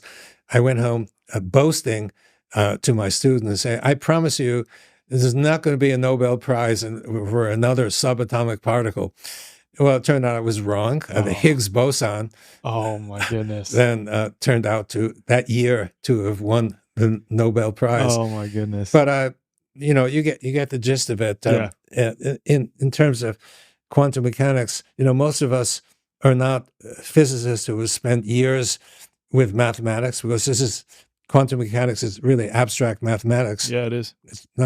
So we trust that the physicists, smart people, know what they're doing, and since they all believe that the theory is okay, it must be okay. Right. We defer it to them. We don't raise the question, is everything okay in this field? You'll meet at Confluence a theoretical physicist who is now speaking out about theoretical physics. He's speaking at Confluence on alchemy. So it's really interesting. Oh yes, this is such an interesting subject. Yeah. You'll really enjoy that. Do you care if we get back to the things that break easy? Okay, please. And it's really cool to hear that you're a skeptic of quantum mechanics too. Like that's really cool to hear, because it's not testable. It's not testable. Exactly. I'll set that aside. I was going to say, I think a lot of these phenomena that people refer to as quantum, first off, they don't even know what they mean when they say quantum, because it's a term that's thrown around quite a bit now.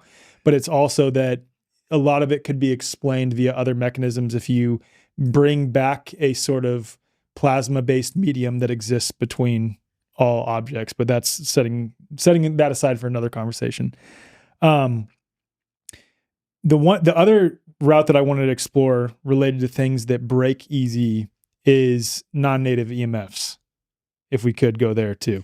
Well, yeah. So we were curious also. There's a lot of thinking by people I respect that could be the case, and so we undertook some studies. We put a chamber similar to the chamber I've been describing loosely, and we put a router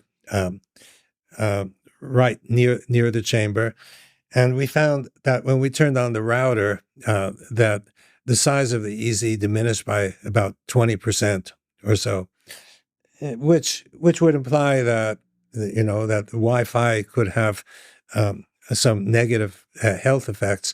Unfortunately, the student who did the hands-on experiments, who I thought was really qualified, adept in his work, he just disappeared. I don't know what happened to him, and I felt reluctant to send the paper for publication because if questions arise, he would be the one to respond. But I think this is an important aspect for people to study.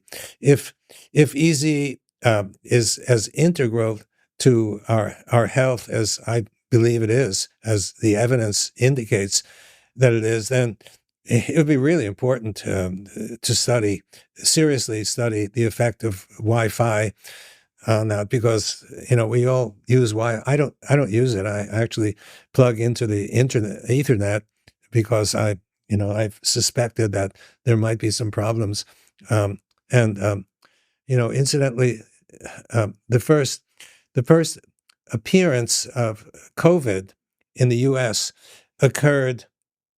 Maybe this is coincidence, but it occurred in near Seattle, just across the lake from Seattle, and they had just installed Wi-Fi a week or two, the 5G Wi-Fi, right, a week or two before. Again, could be coincidence, but it's an interesting feature. It is interesting, especially when you consider the work of people like Arthur Furstenberg and the increasing electrification of the earth at various points in time, coinciding with a bunch of health issues across the board. That book is so absolutely convincing. So much evidence that he presents. As I was reading through that book, it's a thick book. I almost said, okay, you convinced me. It's enough. And then there was more and more and more.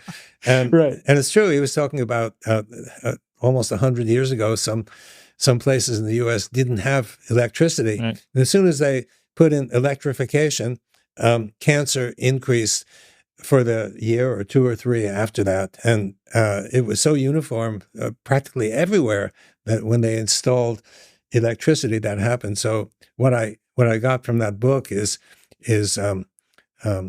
better be careful about electricity. Totally. Yeah. Totally. And of course, like another, I guess, facet of what you could say breaks easy, or you could say fails to properly build easy, is lack of time in nature, lack of time exposed to sunlight, lack of your bare feet on the earth. Would you say that those are other categories that you could put into, at the very least, not helping to build easy? Our shoes, unfortunately, most of them have leather soles. Leather is an insulator. Mm-hmm. So we're insulated from the earth. Mm-hmm. But as I mentioned earlier, easy, you just take water and you put negative charge into the water by sticking a wire in and passing electrons, and voila, it turns into easy water. Mm-hmm. And so you could imagine that before leather soles were invented and we walked barefoot, or we walked with maybe some surfaces that were better conductors than leather, we're connected to the earth. Yeah. So now our cells are filled, if we're healthy, our cells are filled with EZ. If we're less healthy, our cells are not filled with EZ, or partially filled, because without that we can't operate. And so if a group of cells in, let's say, an organ has less EZ, it means they have less negative charge. And so if we connect ourselves to the earth electrically, we're going to draw electrical charge from that infinite source of electricity and draw it into those regions where we're deficient. Right. And it will build EZ. So I know there are in the so-called grounding or earthing, there are many ideas about how it works. That's my idea. I think it makes sense. That's what I think too. I'm right in line with you. Again, my mind always goes back to we're water. Brothers. Yeah, we're brothers on that. Absolutely.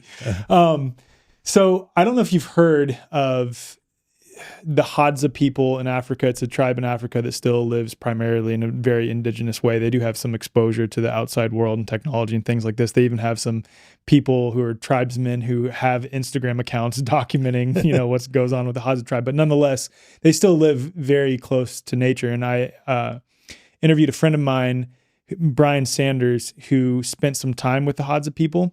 And he said something on a podcast episode that I recorded with him, and he sort of said it in passing, but it really stuck out to me, that the Hadza people don't drink a lot of water. And it made sense to me that, especially given the context of what you say, if the water has a high negative charge, the EZ will not break. It will remain indefinitely. That if they are living so close to nature, they don't need to replenish the water as often as we do, because their cells are maintaining, or you could say the waters of their body are maintaining their integrity, maintaining that high negative charge, maintaining that EZ, so they don't need to drink as much water because they're not having to excrete and have, quote, symptoms of illness as much in order to get that water out and then replenish it again. Interesting.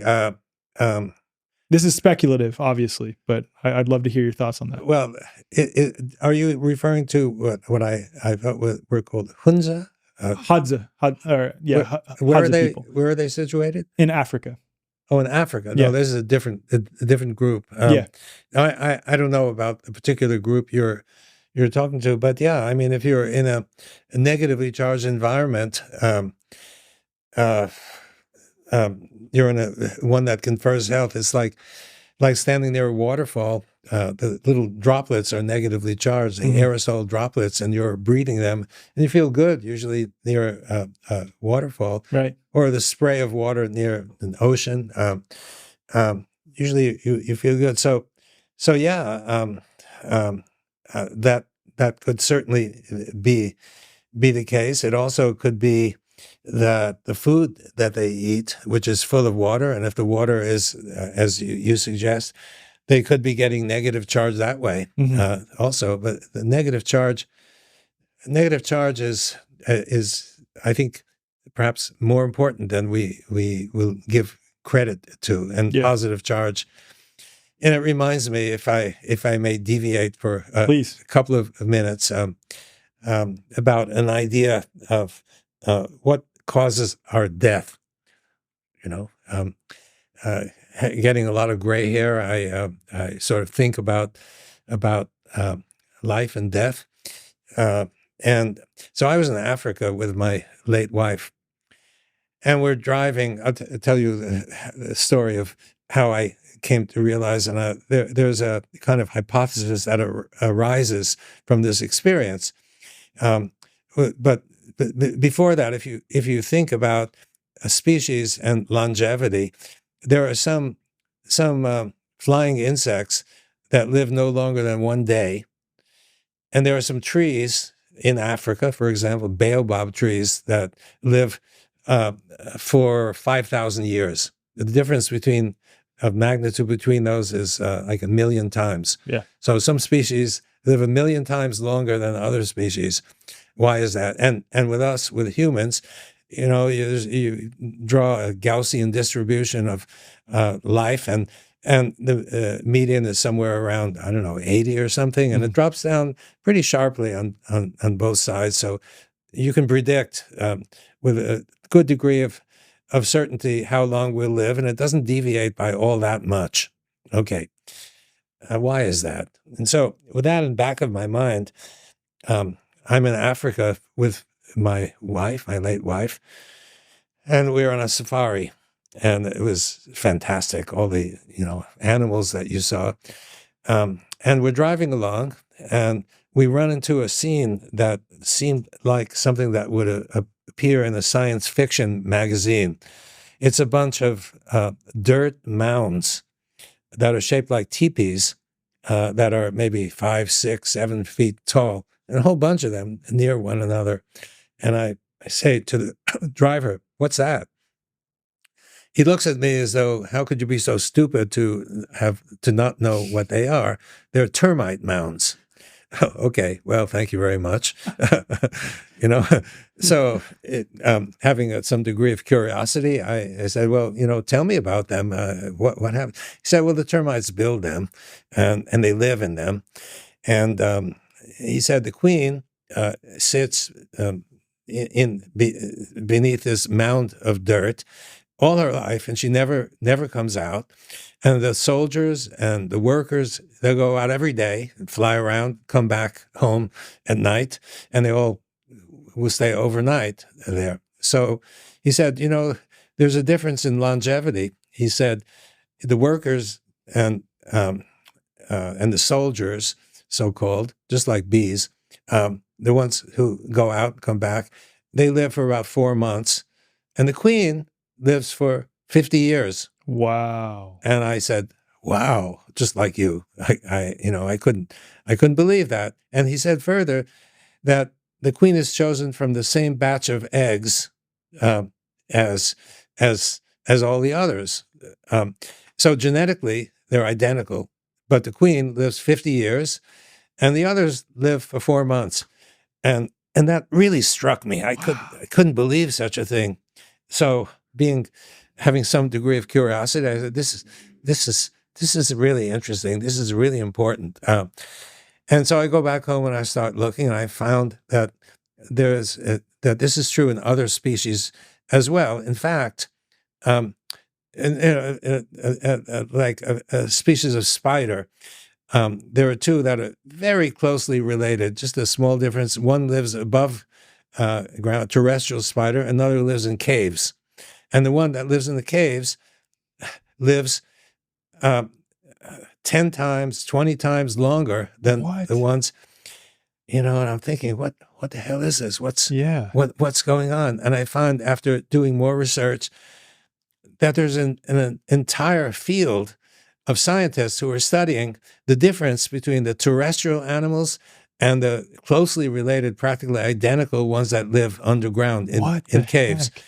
And it's standard that the ones who live underground live 1 or 2 orders of magnitude longer than the ones. And my reaction was just like yours. That's blown my mind. It blew my mind too. So I'm thinking this must be important. Yeah. Right? Not unimportant. So what's the difference between, I'm thinking, and the ones who, and knowing that negative charge is good for us, despite the term negative. Yeah, I know. Yeah, we've talked about that offline. Like, we've talked about that. Yeah. That's why I like saying energy potential, maybe, like as a replacement, right? And the ones who live above ground are, I mean, So what's different about the two? And I realize, knowing about negative and positive charges, that the ones who live underground are living in the earth is negatively charged, right? And negative charge is good for us. Right. The ones that live underground are exposed to a lot of negativity, if you pardon the expression, and that's good for our health. Right. And the ones who live above not only are exposed to less of that negativity, but are exposed to positivity from, for example, cosmic energy. We're getting cosmic energy rained upon us all the time, right? From all the stars, including our sun. And cosmic energy consists of alpha particles, which are helium nuclei, positively charged, and protons. So when you stand outside, or even in this house, we're constantly bombarded by positive charges, which we have to fight against, defend against. On the other hand, if we're living beneath the earth, we're not exposed to that because it's all blocked by the earth, and so it doesn't get to us. Interesting. So I'm thinking that longevity has something to do with that. Which is so interesting, because I've come to the position that sunlight is essential for us, and I think it is in many ways, but this would fly in the face of that. Well, it has positive effects and negative effects. Right, some people don't want to live beyond 99. And I'm thinking, if you try to explain why baobab trees can live 5,000 years, above ground. They're above ground. However, the roots go deep, though. Yeah, and particularly in those trees, they go way down. Interesting. Yeah. And so the negative charge would be more concentrated further down in the earth. And other, like the small flying insects, their vital organs are very close to their surfaces because they're small. Yeah. And so if cosmic energy plays a role, it's going to have a huge impact, more so than, say, an elephant who has a lot of tissue between the surface and the vital organs. Or a turtle, for example. Nobody knows how long turtles live. It's been speculated that they live indefinitely, but I doubt if that's true. But they have a hard shell that's protecting themselves. Interesting. That is interesting.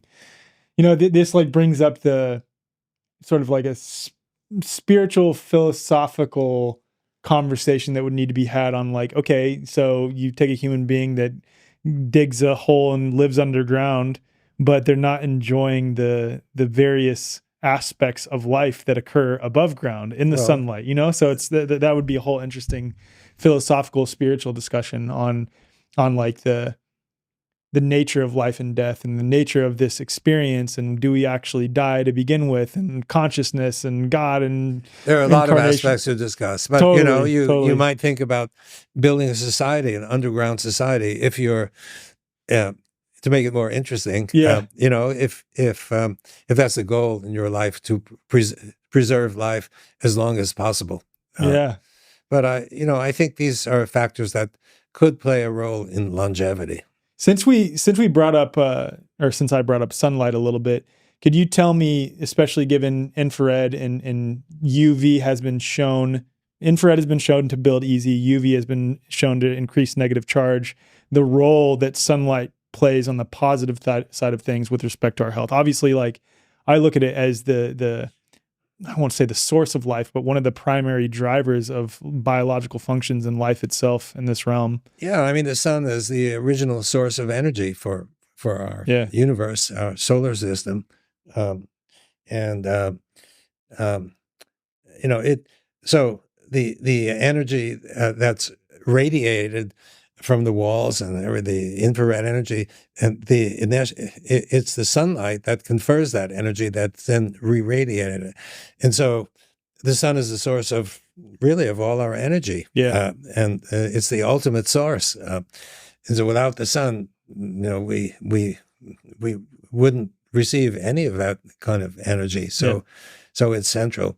And the sun, roughly, it's either it's been measured 49 or 51% of the sunlight that reaches us is in the infrared range, because we feel warmth of the sun.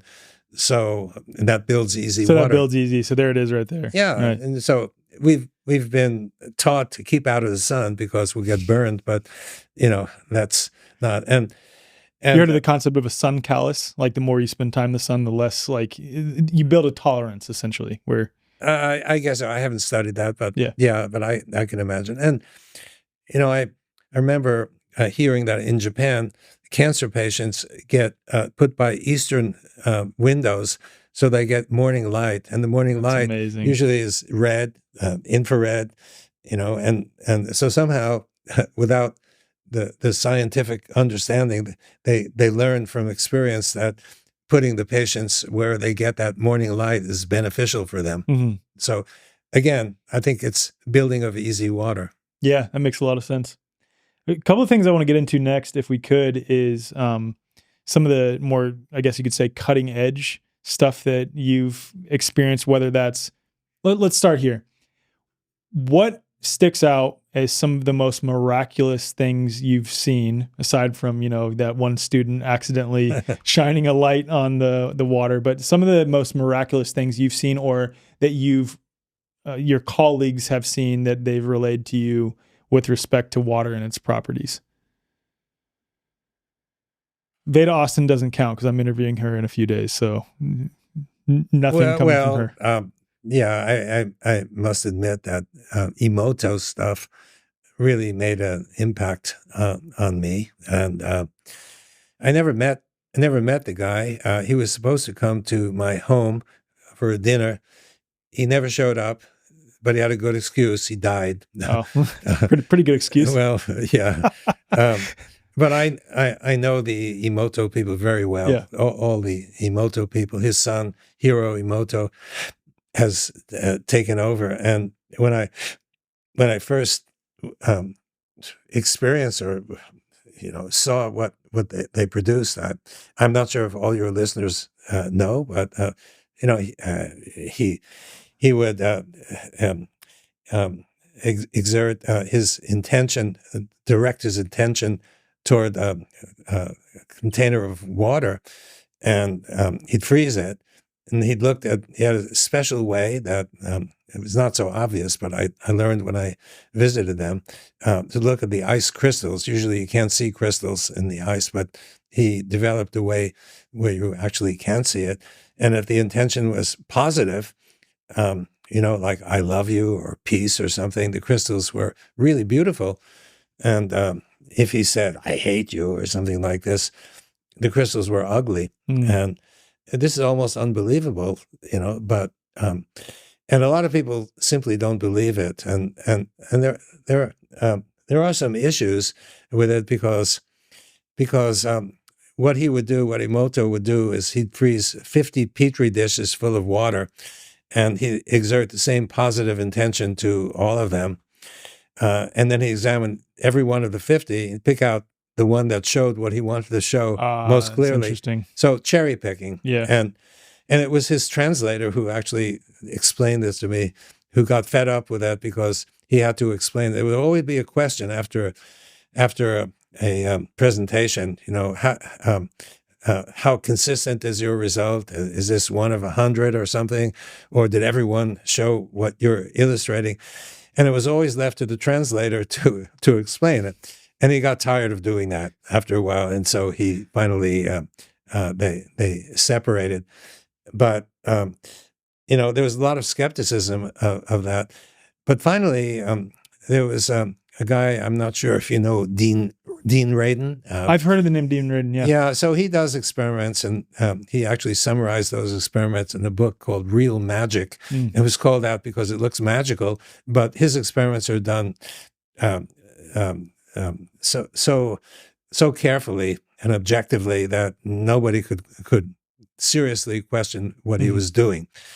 And he would, and one of the tests he did was to test to see if the images of Emoto can actually be discerned by a disinterested group. So he had 2 piles, one that was exposed to positive intention and the other negative intention.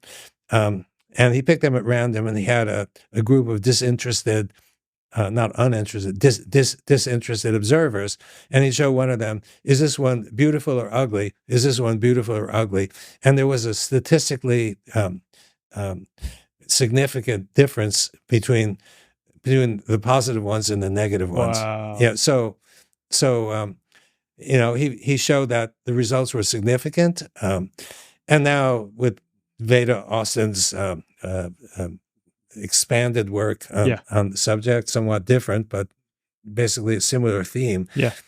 I asked her when she appeared at our water conference, which we organize pretty much annually, I asked her, I would love for you to give a presentation, but it has to be scientific. She said, well, how can it be scientific? I said, show repeatability.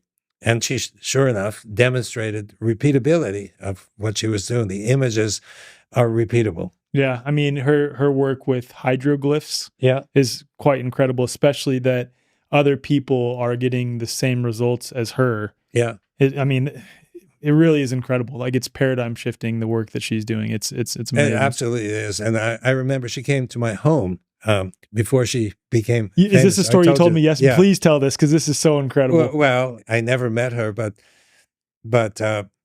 she had met someone who works in my laboratory. I'm not sure how they met, but they met, and they came to my house, and so Veda wanted to show me what she was doing, which at the time nobody really You had knew. no concept of it yet. No concept. So she puts a container of water sitting in front of me, and she says to me, think of something. Don't tell me, but think of it. So I thought of, quickly, a house. Okay. So I'm thinking of a house. She said, focus on that on the image you see of a house for a minute or so. Then she takes the container and puts it in my freezer. And 10 minutes later, she takes it out of the freezer, and all of the water is not frozen, just a thin layer on top, but inscribed on that top layer, an image that looks like this, like a roof of a house. I was really impressed. And then, so my colleague then tried something herself after Veda left. She put a container of water in her freezer, and it was sitting next to a gooseneck lamp. And a gooseneck lamp has those striations, and she took the water out after 10 minutes, and you could see an image of a rod with some bend to it, and it has exactly those striations. That is incredible. Wow. Yeah, I mean, you can never imagine such a thing, and your first response is, this can't be true, because I don't understand how it could possibly be true and what the mechanism might be, but it seems to be true. So these are some of the things that I've seen. And I guess I must say also, now that I'm thinking about it, one image that I've seen from a guy from, this is also Japan, from University of Tokyo, I think it was. I went to a conference, and I have a slide that I often show demonstrating this, but what it shows is just incredible. He takes a container, a trough of water, a rectangular trough, long, and behind the trough of water is a powerful magnet, a superconducting magnet. It's positioned in just the right place, and he turns on the magnet, and the water splits, just like he puts red dye in. So it's like the Red Sea is splitting. It actually splits. Wow. And for me, this is incredible. Yeah. I mean, by incredible, when I first saw it, I simply couldn't believe it. But right in front of my eyes, I saw it. So, if you think of the biblical phenomenon of the splitting of the Red Sea, he put the red dye in. This is demonstrated in the laboratory that this could really happen. Wow. So you think, well, this is a massive, massive, massive leap, but someone who has cultivated the ability to manipulate individually, like electromagnetics, the possibility of that happening with a larger body of water, like, it's not so far-fetched. No, it's not far-fetched at all. Yeah. And it could be a natural, that's what I was thinking about, a natural phenomenon, that there's a magnetic field on the earth. And we don't really know for sure where the magnetic field comes from. And, there's a speculation that the center of the earth is a giant magnet, but nobody's been directly down observed that, though. And so, it's pretty hard to get down there to check it out, and another possibility is that it's the solar wind that's positively charged, that circles around the earth. And if you have flowing charges, you get a magnetic field. And so this is another possibility and so if those flowing charges, for whatever reason they're generated, which nobody really understands, if that happened in biblical times, it could be that a body of water will split that way. Maybe not as dramatically as the illustrations like to show, but never something know, like that. You never know, though. You never know. I mean, because previous to learning about fourth phase water, I considered people who claim to be breatharians and that whole idea of breatharianism, I was like, there's just no way that that's possible. We need food. We need food for energy. Like, we need food for the building blocks for our body. And then after learning about fourth phase water, and especially after hearing you in one of your lectures online, I forget the guy's name, but refer to that guy in India who was studied in an isolated context where they actually had him in a room for an extended period of time, and even showed that his kidneys would fill up, or not his kidneys, his bladder would fill up, and he wasn't consuming anything at all. It's amazing. It's not only him. In Australia, woman. Her name is Jasmine. I've interviewed her. Oh, you have? Yeah, Okay, so she's telling me, and she knows about all of the people in this field. I asked her, how many people are there who do this? She said something like 200,000 in the world. So she is. So it's not just the guy from India. Right. He claimed it was I think 65 years. He was approached by two angels. Yeah. So you know the story, and they told him that he didn't need to eat or drink. Now that's a humid environment, so you can understand why drinking. But how is it possible that he didn't have to eat? He had to pray and meditate. That's all he had to do, and he claims he did it for 65 years. And the government first studied him, and they found nothing of consequence. And then the guy studied him, and we kind of became friends. And I invited this guy who studied him. It was not just him, but he invited 15 or so other physicians, a cardiologist, a pulmonologist, urologist, all the ologists that he could find got together. And for a couple of weeks or so, they put him. And then one thing to say over and above that is he told me, he said, after we studied him for 2 weeks, I wanted to get to know him a little bit. So I invited him to come to my office. And my office was way up in the hospital building. And where he was studied was down where all the other patients are, down below. And this guy ran up the stairs faster than the doctor could run up the stairs after having eaten nothing or drunk anything for 2 weeks. So incredible. It's incredible. So your question really is, well, where does he get his energy? Right? Yeah. Yeah. And so obviously he doesn't get his energy from food. Right. And so the question is, well, where then does he get his energy? And, we've just been describing the electrical energy that you get from easy water. And if people who are meditating and praying and whatever have perhaps a better sensitivity to this kind of input of radiant energy, which I can imagine, their brains are developed in a different way. It's possible that they could get fed, so to speak, from electricity, from negative charge. Yeah. Yeah. And the way that I've come to look at it, I'd love to hear your thoughts on this. Remember at breakfast this morning, I was describing how various spiritual, esoteric, religious traditions talk about the heart being the seat of the soul. I mean, in the Bible, for example, the heart's mentioned over 900 times. I don't know if they explicitly state that it's the seat of the soul, but they do say guard your heart over everything else, things like this, right? So obviously there's an emphasis on the importance of the heart, and then it's becoming increasingly clear, and even, I won't say accepted in the mainstream, but more accepted, that the heart is not a pump, it's a vortex. And if it is the seat of the soul, then I look at it as imbuing our blood with the energy of our soul through that vortexing motion in the heart.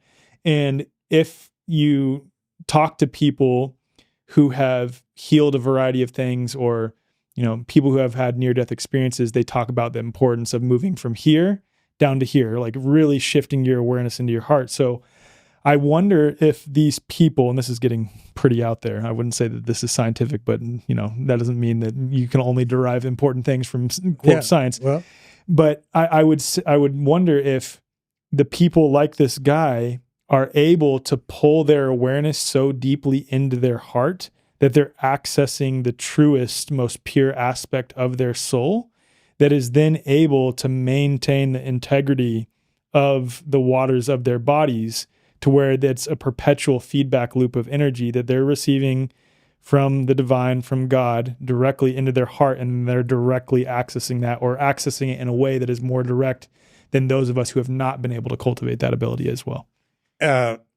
Quite possibly. I have a few things to say about that subject, because we've studied the heart at various stages in my career and in many different ways. And so so let me just say a few things. First of all, I don't mean to contradict, because what you say, could be completely and absolutely true. But first, the heart is not a pump. Now, I know that idea has been around for a while, right? But you can measure the heart we studied heart muscle for quite a while, and you could measure the pressure, ventricular pressure developed by the heart, and it's like 120 millimeters of mercury. Now, I don't understand how you could develop that without the heart being a pump, right?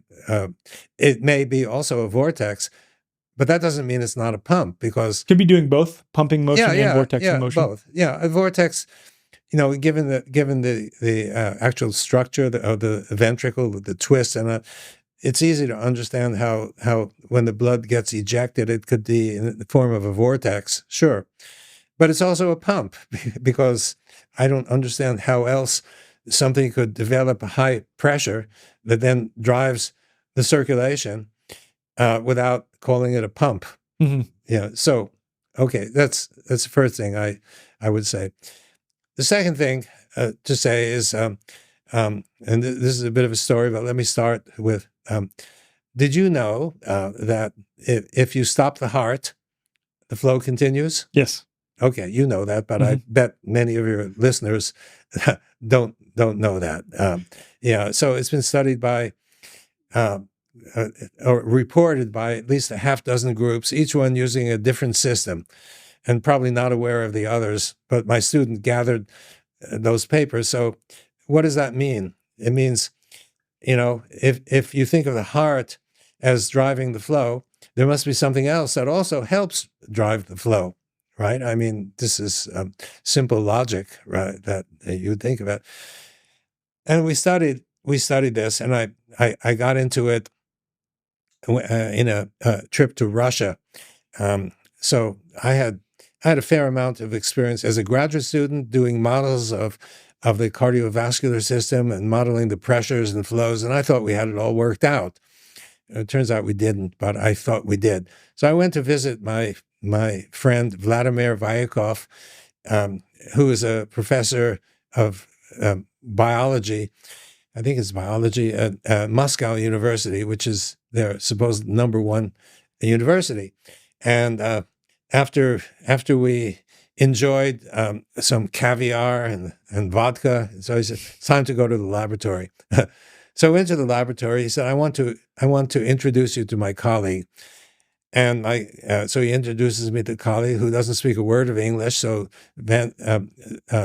Vladimir does the translation. He starts with, "There's a big problem in the cardiovascular system." And immediately my skepticism rises, and my nose goes up in the air, as the Israelis say, cutting the cloud with your nose, and I am immediately skeptical. It took no more than 5 minutes for me to be convinced that he was right. Wow. And what's the big problem?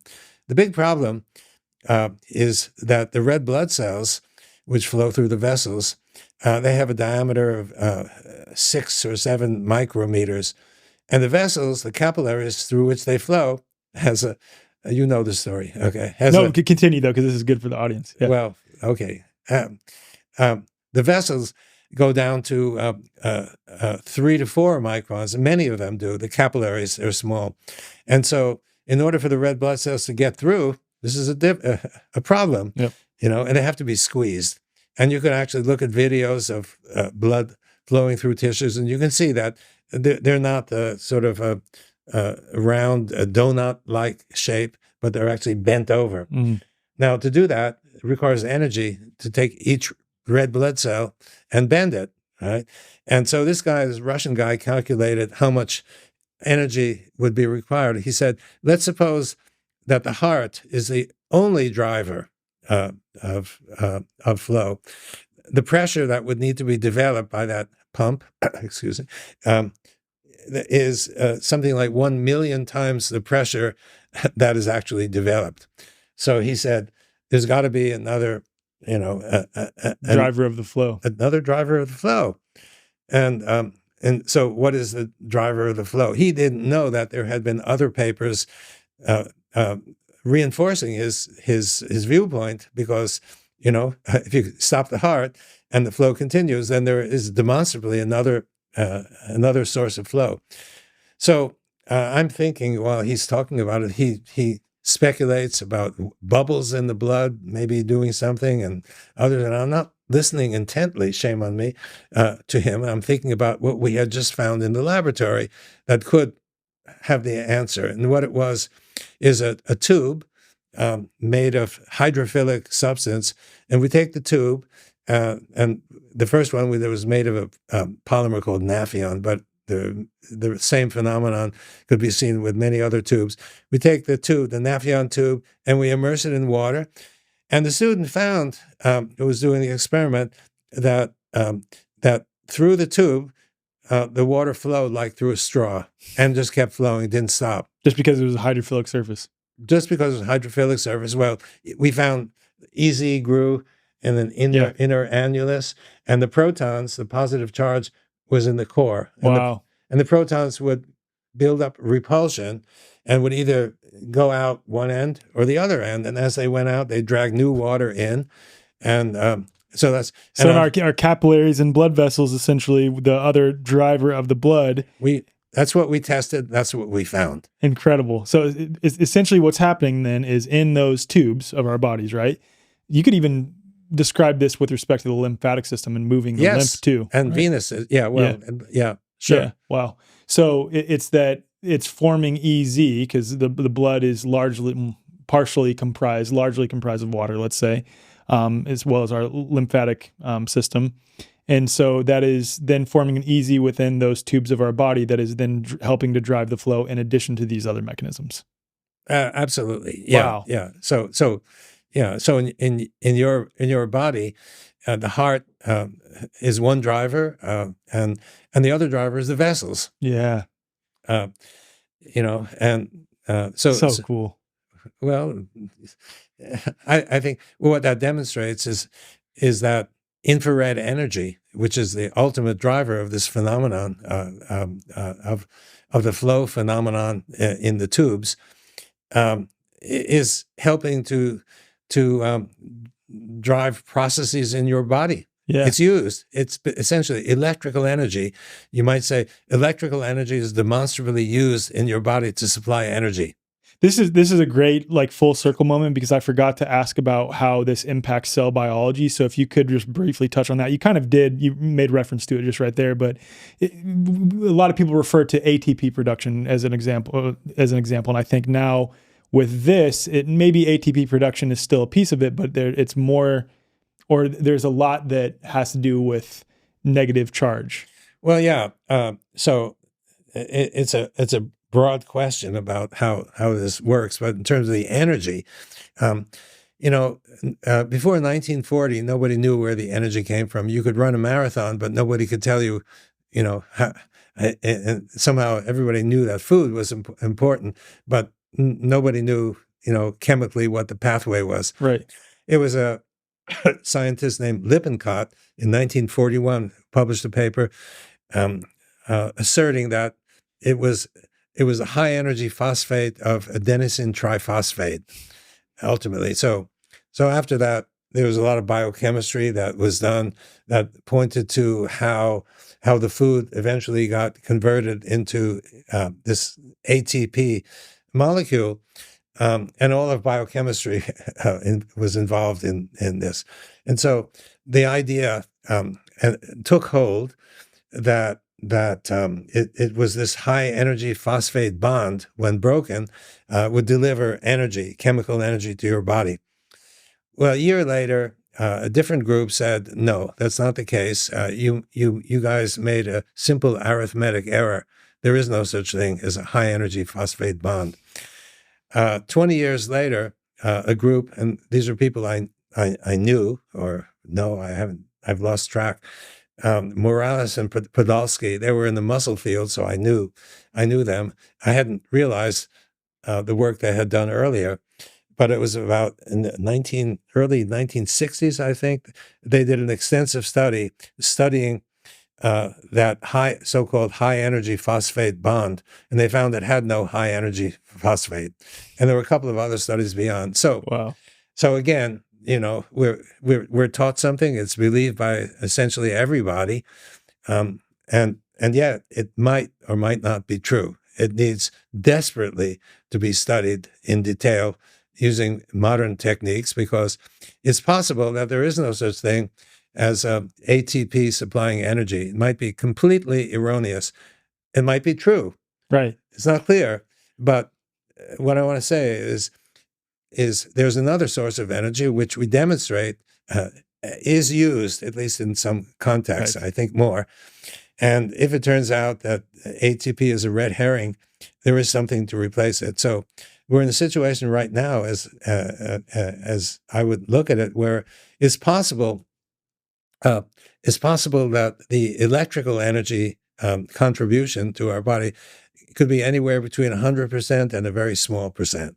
We don't know. But it is something, very clearly. It's something clearly, and I guess if I were to have a hunch, I'd say it's pretty important. Yeah, that's what I was going. If I'm hedging my bets, it's towards the idea that this is incredibly important. And another question I have related to cell biology, since we're on it, and we made reference to it a little bit earlier, and if we could try to summarize this as quick as we can, because I know this is already getting kind of long, which is good. This is an incredible conversation, but I do have some other questions related to just a couple other things like breathing charge. So I do want to get there. Is the question on the various supposed pumps in our cells? If we could just touch on that a little bit. Sure. It's one of my favorite topics. So where to start? It was actually Gilbert Ling who started on this. Gilbert Ling. So the idea,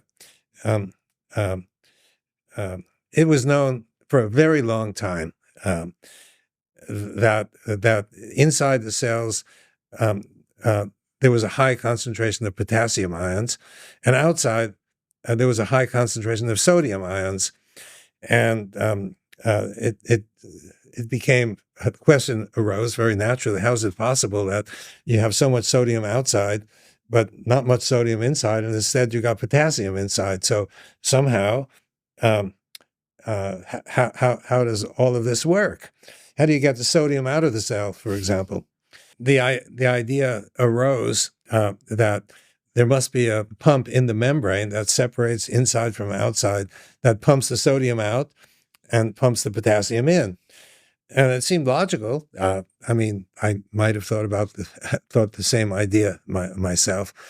And how else could it happen? So Gilbert Ling was curious, and he had various reasons for thinking that this idea didn't make sense. And he did experiments. He actually poisoned the pumps, poisoned the cells, so that the energy for pumping was extremely small. And yet the impact of pumping the sodium outside, the potassium inside, was pretty much the same, despite the fact that he pulled the plug on the pumps. And so he calculated that I don't need to get into quantitative detail, but basically he said that the pumps couldn't exist. Now, instead of one pump, the so-called sodium pump, one of my students who went into the field of pumps and channels in the membrane told me that there are more than 1,000 pumps. And so if there's not enough energy for powering one pump, you got a real problem. Right. Yeah. This is another example of the rescue devices. Well, it doesn't fit. Well, let's just come up with a bunch of other things to add on top of it. Yeah, it was not an unreasonable conjecture. Right. But it turns out that if Gilbert is right, it's not true. Right. And then also there's a problem of real estate. Eventually, since these pumps keep increasing in number, where are you going to put them all? Right. Yeah, and if you look at electron micrographs of the membrane, which we assume, we hope, are really showing the membrane. Massive assumption, but yes, yeah. Well, yeah, if it's true, it looks like two railroad tracks running at the edge of the cell. And if you look in a textbook, it shows two lines running with a pump here and a channel here and a pump here and a channel here, but you never see any of them. Right. You don't see anything. So where are they? You know, and is there enough room? And the number of pumps keeps increasing. So eventually you run out of space. And what do you do? So there's a lot of illogic there, and as I said, a different view is that the reason. Well, let me skip that. Let me go to the channels, which are supposedly situated there. So you have there's a channel. The number of channels that exist now is also above 1,000. The idea is that there's a channel for everything, even water, to get through. But there's a bit of a conceptual problem here because every substance has a channel that opens to let the substance through down its concentration gradient, and closes and then doesn't. But if you think about that, it means that if that's true, it means that a channel for, let's say, the largest substance that you can think of, like a basketball, right? When it opens, it has to exclude all of the golf balls and softballs and tennis balls, right? And could you imagine a structure doing that? It's easy to imagine excluding the bigger solutes, right? But how do you exclude the smaller solutes? It's like, the dog door opens. When it opens, how do you keep the cats from going through? Right. And so there's a logical problem here. Huge problem. And that problem has been addressed only in one pump, a Nobel Prize given, one channel, the sodium versus potassium. How does one exclude the other? And it was a lot of hand waving, and it was enough to win a Nobel Prize. Oh my goodness! But it has to exist. How do you keep water molecules from going through? Why do you need a special water channel?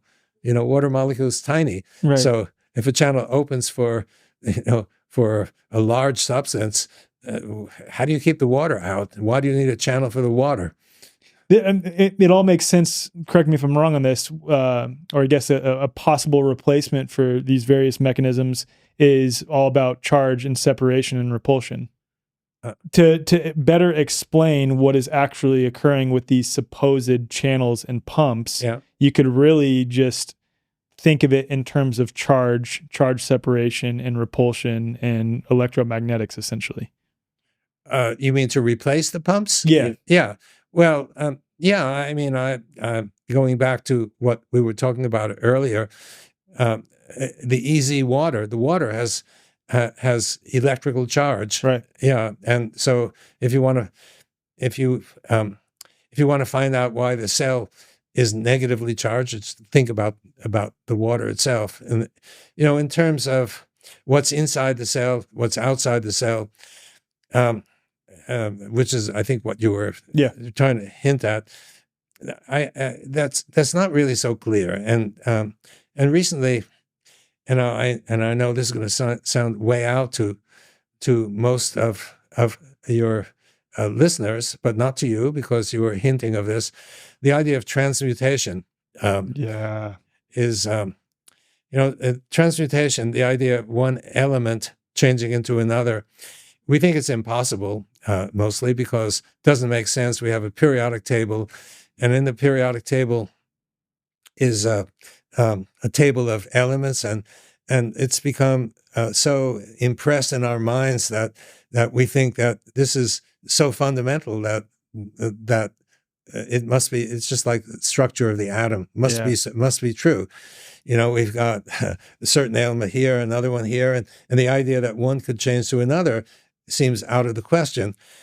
But this is something that Newton was really busily engaged in studying because he thought it was true. Mm-hmm. And then came Lavoisier, and the famous French scientist, a renowned scientist, and Lavoisier said it's impossible. Transmutation can't occur. He, by the way, lost his head in the French Revolution because he was a hated tax collector. but his pronouncement, and so prominent to scientists, that transmutation can't occur. Wow. And that's been the theory ever since. So we assume that, if someone is interested in studying the possibility of transmutation, he's a quack or a crackpot or something. It's impossible. However, if you think very simply about the possibilities that transmutation could be occurring. There's a book that's especially important, I think. It was a book is a book written 50 years ago, roughly, by Louis Kervran. Kervran. And he was a famous, well-known, well-respected French scientist. And because he was so well-respected, he was put in charge of the guy who had to respond to the French government, in figuring out accidents that occurred in France, like a mine had an explosion and killed 20 miners. It was up to Kervran. He couldn't figure out. He said it took him years before he realized if he considered the idea that one element could be transmuting into another element, then he could understand this stuff. So he wrote a few books, and the one book, which is a compendium of material in several of his books, the book is called Biological Transmutations. Wow. It's full of evidence. It's countless pieces of evidence in favor of the idea of transmutation, but almost nobody is studying it because it's impossible to get money. You're studying what? I know, yeah. Impossible. But if you think about it, I just a little more to say. No, about please. Yeah. My wheels are spinning on this. Go ahead though. Go ahead. Well, think about there's a kind of moss, I think it is, that grows on copper wires, and other kinds of flora that grow on concrete, for example. Some kinds of moss, and these plants, or whatever, especially the plants, they've been studied, and they contain practically every element in the periodic table. And as they grow, they need to get these elements from somewhere. So where do they get? So if you consider plants, ordinary plants, a bit more complicated, because there's the soil, right? There's the water, and there's the air, and right. You could claim that they're getting them from any one of those. You could claim, but you could, if you go through the argument, you could see that it really is impossible. Right. But these are simpler systems, because the only water they get is from rain, right? There's no soil, right? And air. So we know what's in the air. It's been studied, and certain questions arise as why the air contains a bit of argon, for example, and why the air contains nitrogen. And, nobody, as far as I've seen, nobody has ever figured that out. Right. And the rain, well, there's not too much more than water. Sometimes there are some contaminants that are sitting in there. But how does it get all those elements, you see, if not by one element converting to another? Right. So I think this is not only a valid hypothesis, but there's so much information that exists on this that people ignore, but that Kervran was able to resurrect. And just the past month or two, I got to tell you something from Kervran's book. I was rereading it, and I think it was chapter 3, and he talks about why, how is it possible that the nucleus contains high potassium, and the cell contains high potassium, and outside the cell it's high sodium, and he cites the evidence for transmutation. Wow, that's amazing, isn't it? That is amazing. So wow. I think I'll shut up about transmutation. No, I could talk about this forever. This is a topic that just alchemy itself is something that I'm infinitely curious in. Alchemy, sure. And that's where it got a bad name, because, people wanted to profit from converting lead into gold. So it was dismissed as the work of charlatans. Right. I do think, yeah, there's so much to discuss on that though too, like metaphysically and physically, alchemy, transmutation. Oh man, have you, with respect to that, just quick touch point on that, have you thought about a chicken's diet, if it is consuming sufficient calcium, to be able to explain how much calcium is concentrated in one single egg? Sure. That's the classic experiment that you're alluding to.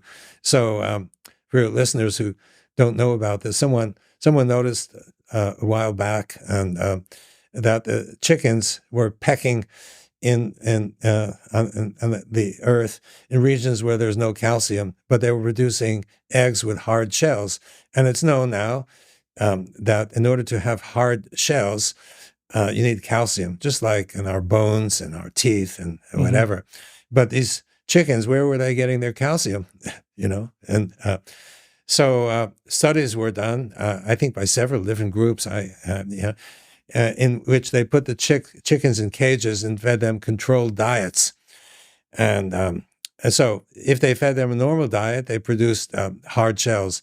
They began removing one element at a time from their diet to see if any of removal resulted in soft shells. And so they did it one at a time. They would, and I can't remember all the details, but finally, I think it was when they removed potassium. Tell me if I've got that wrong. I don't remember. Yeah, I think it was potassium. The eggs that were produced had soft shells. Then they restored the potassium and hard shells resulted. See, this implies transmutation to me, though. Exactly. Yeah. Right. It implies transmutation. So apparently the potassium must have been transmuting into calcium. Yeah. And as I recall, this was done repeatedly by several groups. So what's an alternative explanation? That's the simplest explanation that you can come up with. But people forget that. They forget this evidence. And in forgetting evidence that's convenient to forget, you miss some important points. Amen. Well said. Most healthcare today operates on an outdated mechanistic model, treating the body like a battlefield rather than a self-healing system. You wait months for an appointment only to receive a rush diagnosis that labels you rather than truly understanding your unique health. Even in holistic health, many practitioners rely on endless lab tests and supplement protocols, addressing symptoms instead of the root cause. And the result? Another prescription or supplement regimen that merely suppresses or masks symptoms rather than facilitating true healing, whether the imbalance was physical, emotional, energetic, or a mix of all three. And that's why Dr. Tom Cowan co-founded the New Biology Clinic, to offer something radically different. As one of the most respected natural health doctors in the world, Dr. Cowan has spent decades challenging conventional medicine and advancing a deeper understanding of human biology, water, and natural health. His work isn't just about rejecting the mainstream, it's about offering a more truthful, biologically coherent approach for healing. The New Biology Clinic recognizes that health isn't about fighting disease, it's about restoring balance. You're not a diagnosis, you're an individual with a unique story, and healing should honor that. With virtual consultations available worldwide, the clinic offers a flat-rate monthly membership that gives you direct access to practitioners who take the time to actually listen. Members also get exclusive health live streams, a resource library, and live sessions covering everything from biofield tuning and breathwork to movement and meditation, all designed to support whole body healing. And if you're not ready for a membership, you can book a one-time appointment, sign up for an enrichment-only membership for the healing modalities alone, or schedule a free connection session with one of the care team members to see how the New Biology Clinic can help in your specific situation. This isn't about keeping you dependent on doctors. It's about making you sovereign over your health. Head to newbiologyclinic.com and use code THEWAYFORWARD, and that's spelled The Way, F-O-R-W-A-R-D, for $50 off account activation, or just head to the show notes for more info. If you're a member of The Way Forward, email hello@thewayforward.com for $150 off. Your body already knows how to heal, and New Biology Clinic helps you remember. Last thing I want to touch on, because we've been going quite a while, and thank you so much for your time, Jerry, is breathing charge. Just as quickly as you want to summarize that, you could even give the same spiel you gave to my dad. Breathing charge? Yeah. Breathing charge. Yeah, breathing charge. I thought you said breeding. Yeah. Breeding. We breed charge by putting our bare feet on the earth. I think that's breeding charge. But yes, breathing charge. Well, sure. So I wrote a paper that appeared within the past year. I become curious about a lot of things that don't make sense to me, and so I want to explore what might be going on, and everybody knows that the air contains oxygen and nitrogen, more nitrogen than oxygen, and a little bit of argon and a trace of CO2 and such. That's been studied galore, And so, of course, when we inspire air, we take in all of those gases, right? And so the theory is that the that the oxygen somehow, as we inspire it, it fills those sac-like, balloon-like little structures called alveoli. They fill the alveoli. The alveoli expand somehow, and the oxygen goes through the alveolar membrane, and it lands somehow in the capillaries that are sitting behind this balloon-like structure. And of course, I believe that from day one, as everybody believes pretty much that that's the case. But the question arises, what about nitrogen? Now, there's more nitrogen in the air than there is oxygen. So if oxygen gets through the alveolar wall, which itself is kind of difficult to imagine gas getting through a wall like that, why doesn't the nitrogen get through? And even more concentrated, why don't we breathe mostly nitrogen? And if we do, we'll die.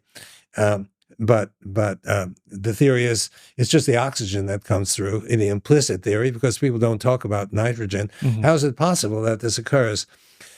And so it struck me as something is really weird. And knowing that our body needs negative charge to thrive. I started wondering whether it's possible that what actually penetrates through the alveolar wall is not oxygen, because what about nitrogen, but actually electrons from the oxygen. Mm-hmm.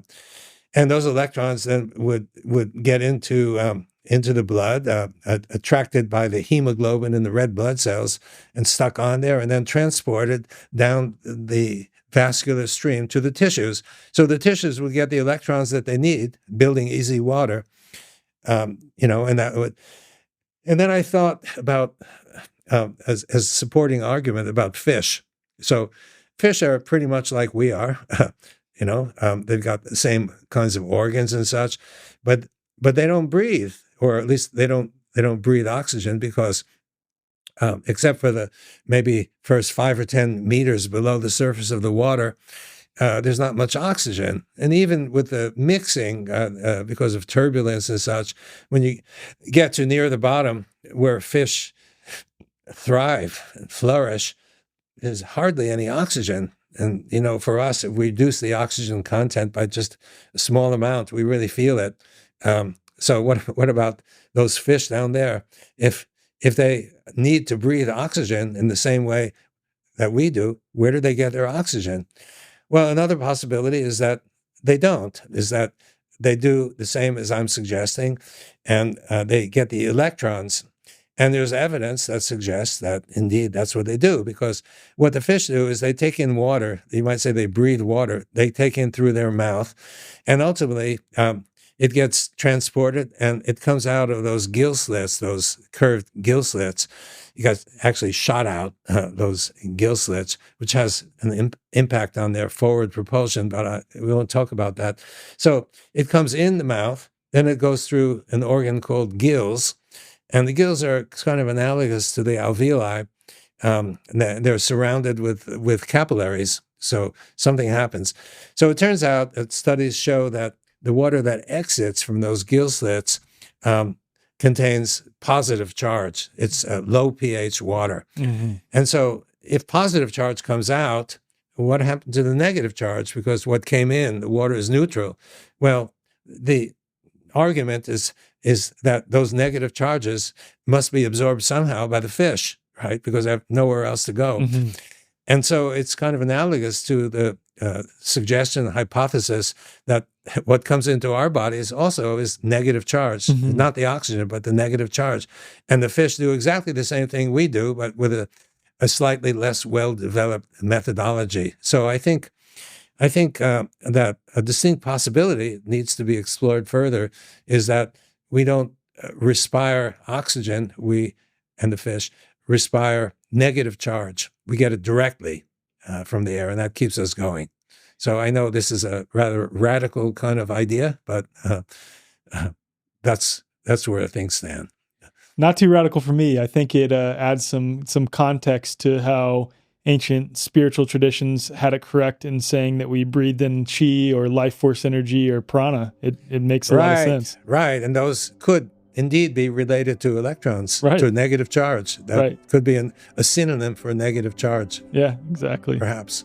Jerry, thank you so much. This was you're such an welcome. honor to sit down with you for this conversation. Oh, it's a great pleasure for me to chat with someone whose questions are consistently provocative and intelligent. I really appreciate that. And it's fun. Awesome. Thank you so much. Sure.